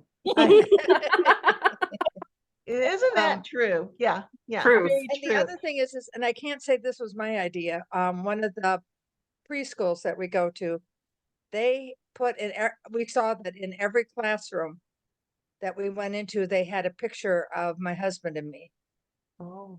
And it had been sitting up there it had been on their bulletin board at eye level for them for well over a week, I guess. And they had talked about it and stuff. And they're going to be here next Monday, and this type of stuff. That's an awesome. And so they were completely familiar with our faces by the time we walked in the door. That is a good idea. I can't take credit for that one. Yeah, but but that, I never would have thought of that. And that is such a good idea, to put that poster picture just so that, they get like that introduction. Yeah. And they're excited that, it's coming, he's coming type of thing. And then especially me, that they know who I am. Because you're seeing Mrs. Claus. Yeah. Okay, we're gonna move on. Good, Thank good. you, Rhonda. Thank you, Sorry. Judy. Thank you. Because You Everett guys are has the a best. question too, I know. Well, I want to add that somebody asked if stickers were appropriate in the school, or does it just cause too much of a mess when you bring them in? Do the kids sticking them everywhere, or? I think stickers are okay. I think Okay. that's more of like a teacher preference. Some teachers hate stickers, but Okay. stickers, Kids love them. kids love them. Okay, because I know I hand them out that says you saw Mrs. Claus today, and I know a lot of the Santas do the same type of thing. Just So, don't give them a whole roll of stickers where they can go hog wild with the stickers. outdoors on the back of the Yep. school. Yeah, can imagine. Okay, we're gonna have a question here. Everett? Yes. Is it possible, I mean, in today's technology in the classroom, that a Santa or a Mrs. Claus can do a Zoom call from their own Santa studio, and talk to the children? I mean, of course, working out the details of, Yep. background check or whatever it is, through the coordinates of the parameters of that. Is that a possible thing in the classroom? 100%. And usually, the way it works at our district, if you're gonna do like a Zoom call or something like that, you don't have to have a background check or anything like that. So it depends on the district, it depends on the school. But yeah, I mean, if things started to go south on a Zoom, I could just, X out of it, as a teacher. But yeah, 100% you could do that. Zoom. I've wondered myself, like you could check in, you Mhm. leave them with something, and then you'll say, I'll check in next week, and do whatever that they're supposed to be doing and see how it's going or Or something. a Santa check-in, or Mrs. Claus check-in, But we actually had or a an, Santa or an camp. elf check-in. That's Yeah, we have an elf too. Oh my goodness. We could get Phineas on there from Canada. Mike is the best elf. Oh, those kids would Actually love it. oh and my goodness. especially if the whoever's making the Zoom call knows, the teacher's name, the substitute teacher's name, the principal's Yep. name, even the janitor's name, so how important it is that you keep your classroom clean, because Mr. Jones, he comes in and has to do some extra work sometimes, I see, in your classrooms or whatever it is, they so I Yeah, love that. something that I just thought of, Sean, that you usually almost always do, is communicating with me before you come in and saying, hey, could you try and have all of your kids wear their name tags? Oh yeah. Because I mean, you guys see so many students, but if you're coming into an elementary classroom and they do actually have name tags, which is a normal thing for us, but you can call them by name and not say, what's your name? It's so much easier. I definitely 100% am telling you, I'm not even suggesting that one because then they can't say, what's my name? That just wipes that one right off the board there for oh everybody. my goodness, the child has forgotten their name. Who can help me remember her name? Okay, I think that's you. about, do we have any other questions? Because Mel gets on here and I think that, hi, Pat. This is one of my favorite Santas from Houston. Welcome. Hello, how's everyone? He's the greatest guy. Yeah, I just wanted to share a technique. Perhaps whenever you do forget the children's name, instead of asking them what is their name, I'll go, and who do we have here? And then they reply with their name, and then you just run with it. So that's one technique that I usually use when I don't remember or I forget. I'll just ask, okay, and who is this right here? Who do we have here? And then they'll tell you their name. Love it. Great. Yeah, that's not easy for me. I'm really bad at names. Really, really bad. Okay, I think that the last thing I would like to do is end this with Tracy, you told me I whenever I do these shows, I do kind of a pre-interview with whoever's going to be on here. And just to have some nice discussion and get to know the people, whoever it is. And you told me a story about your children and what you did at Christmas time.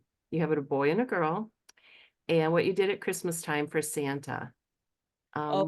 What the children would do every year and the lessons they learned. Why don't you tell it?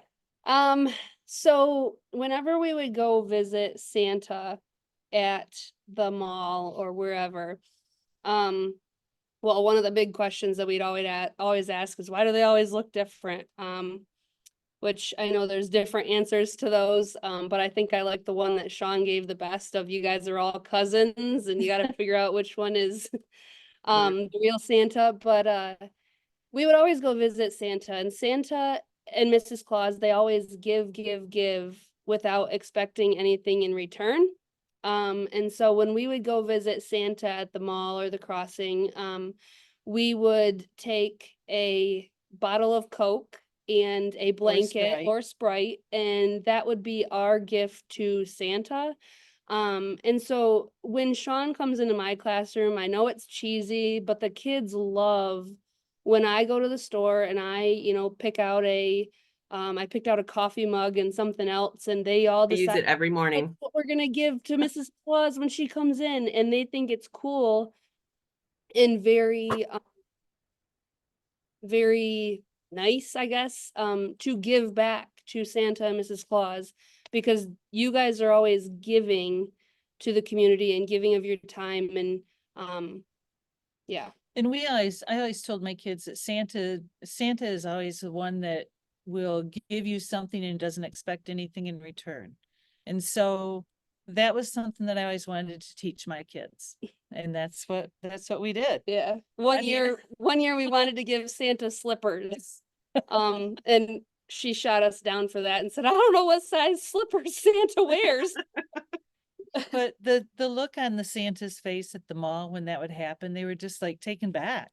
They were just so shocked that these kids wanted to give me something.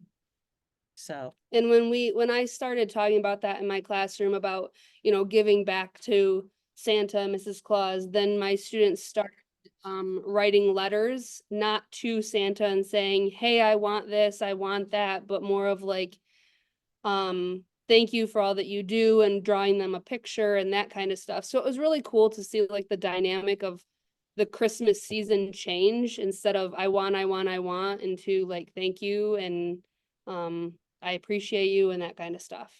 And I didn't even realize that was happening in the classroom. I just thought you were thoughtful and giving me a gift. But I have just learned the last few days that that's from your childhood and you're teaching the children. I had no clue that's what was happening here. Yep. I want to tell everyone that when Tracy and Morgan told me that story, Tracy's had big tears in her eyes. And it was one of those things where you just feel it. And it just was such a nice thing. I knew I was doing right by having these two on here.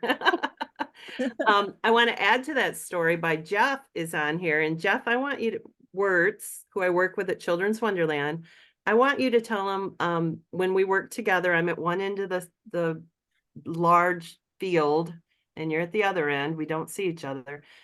Tell everybody what you have the kids do with candy canes. Oh yeah, the Children's Wonderland, we're kind of in a big, huge, like a soccer field indoors, and it's all decorated as a children's wonderland.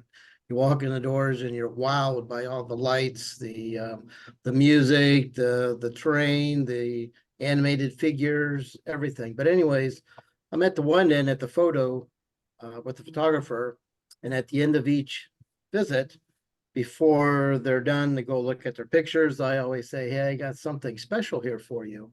And it's not just a normal candy cane. It's a candy cane that Mrs. Claus made back at the North Pole this morning. She got up early, went to the kitchen with one of her elves, and they made these candy canes. I want you to look at and they're always the peppermint red and white. And I say, look at the red part here. That's her special recipe. So make sure you lick that and see if you like that. Now, I know Mrs. Claus is at the other end, so if you see her down there, go up and give her a big hug and tell her thank you. And Shawn has numerous ones that'll come down and give her that big hug. And we also do a cookie key story as well too. Santa I have 3 keys on my belt. One's to the wood shops that Bernard, Mrs. Claus, and myself have, and I have the magical key that gets me down the chimney, or excuse me, in the house if I can't get down the chimney. But then the other one's a special key. It's the key. First of all, I tell them, shh, can you keep a secret? Don't tell Mrs. Claus, but I have the key to the cookie cupboard here. All right. And so what, Shawn, you can pick it up further. What do they do with you then? Well, before that, before they go see Santa Claus, they come to see me usually because I'm by the front door. So I will tell them to look for Santa's keys on his belt, and I'll say what he just told you, so that I know that when they get down there, he's going to repeat the same stuff. So it kind of makes it more real even. But then sometimes when they come back to me, they'll say they saw the key. So I'll pull out my key and I'll say, the cookie cupboard that he has that one key for, This one actually locks it. Santa doesn't need any more cookies. And they'll start giggling and they love it. And there's different ways I do that story. But when they come back for the peppermint, I didn't know he was doing this. He did this all on his own. And all these kids kept coming back down to me and running at me and jumping up and hugging me and thanking me. Mrs. Claus, thank you, thank you, thank you. I didn't know what I did. And then I realized he was telling them the peppermint story. He told me at like a break or something. So that's kind of how we teach thankfulness and the whole thing there to the children too. We work a story out and that's a nice thing. And they give me thanks. They hug me and say thank you. And it's just the nicest, sweetest thing ever. And we really don't give them anything but a little magic and a story. So, well, I think that is all for tonight. We appreciate the best teachers in the world being on here. You guys have you've helped me a lot. I'm going to do even more this year. I've learned just from talking with you and I appreciate it. I hope that everyone learned tonight. And if you haven't done a visit, if you want to give me a call, I will help you too. If you ever have any questions, and I can get a hold of them if it's something else. So we are all here and I think Mel's on here. So I'm going to call it a night. Thank you, Tracy and Morgan, for your time and taking your time out of your busy schedule. School's going to be starting soon and everything's crazy busy. So thank you. Thank Thank you you for for the having invite. us. What Yeah. a wonderful show, Tracy and Morgan. Thank you so much for sharing all that knowledge. It was definitely riveting. I learned a whole bunch of stuff, so thank you very, very Good. much. Shawn, wonderful, amazing job as always. Thank you, Mom. I love you too. Just want to let you know, Spangle, our friend, we were talking about giving away stickers and whatnot. And you saw me probably on my phone. I called up Spangle, and if you visit stuffforsanta.com and use the discount code Florida, you can get 15% off anything for a full week. So stock up on the stickers Awesome. if you want. You'll definitely be willing to do that. But bear with us for a little bit. We're doing some changes, maybe undoing some changes, maybe changing a whole bunch of things on the Thursday night platform. Just rock and roll with us for a while. We are definitely glad you're here. And for those of you who have not joined before, please join us Thursday night on Santa's Magical Fellowship group at 7 p.m. Eastern, 6 p.m. Central, 4 p.m. Pacific, before we run into our other show. But we're so blessed that you're here. Again, what a wonderful job. Thank you so much, Shawn. And remember, look in that mirror, folks. You are Christmas magic, each and every one of you. I'm so proud of you. And I'll let Shawn say goodnight. Take care. Thank you, everyone. I might not be on Thursday nights anymore, so just watch for the announcements. I'm not quite sure what's going to be happening with my show. I will continue somewhere and have really cool stuff happening. So just watch for the announcement. Oh, there's still Thursday nights, Shawn. There's still Thursday nights. We just got to figure out how we're going to figure it out. And so you're not going anywhere, sister. Okay. All right. See Talk you to you guys. guys later. Until next week. May visions of sugar plums dance in your heads. Good night.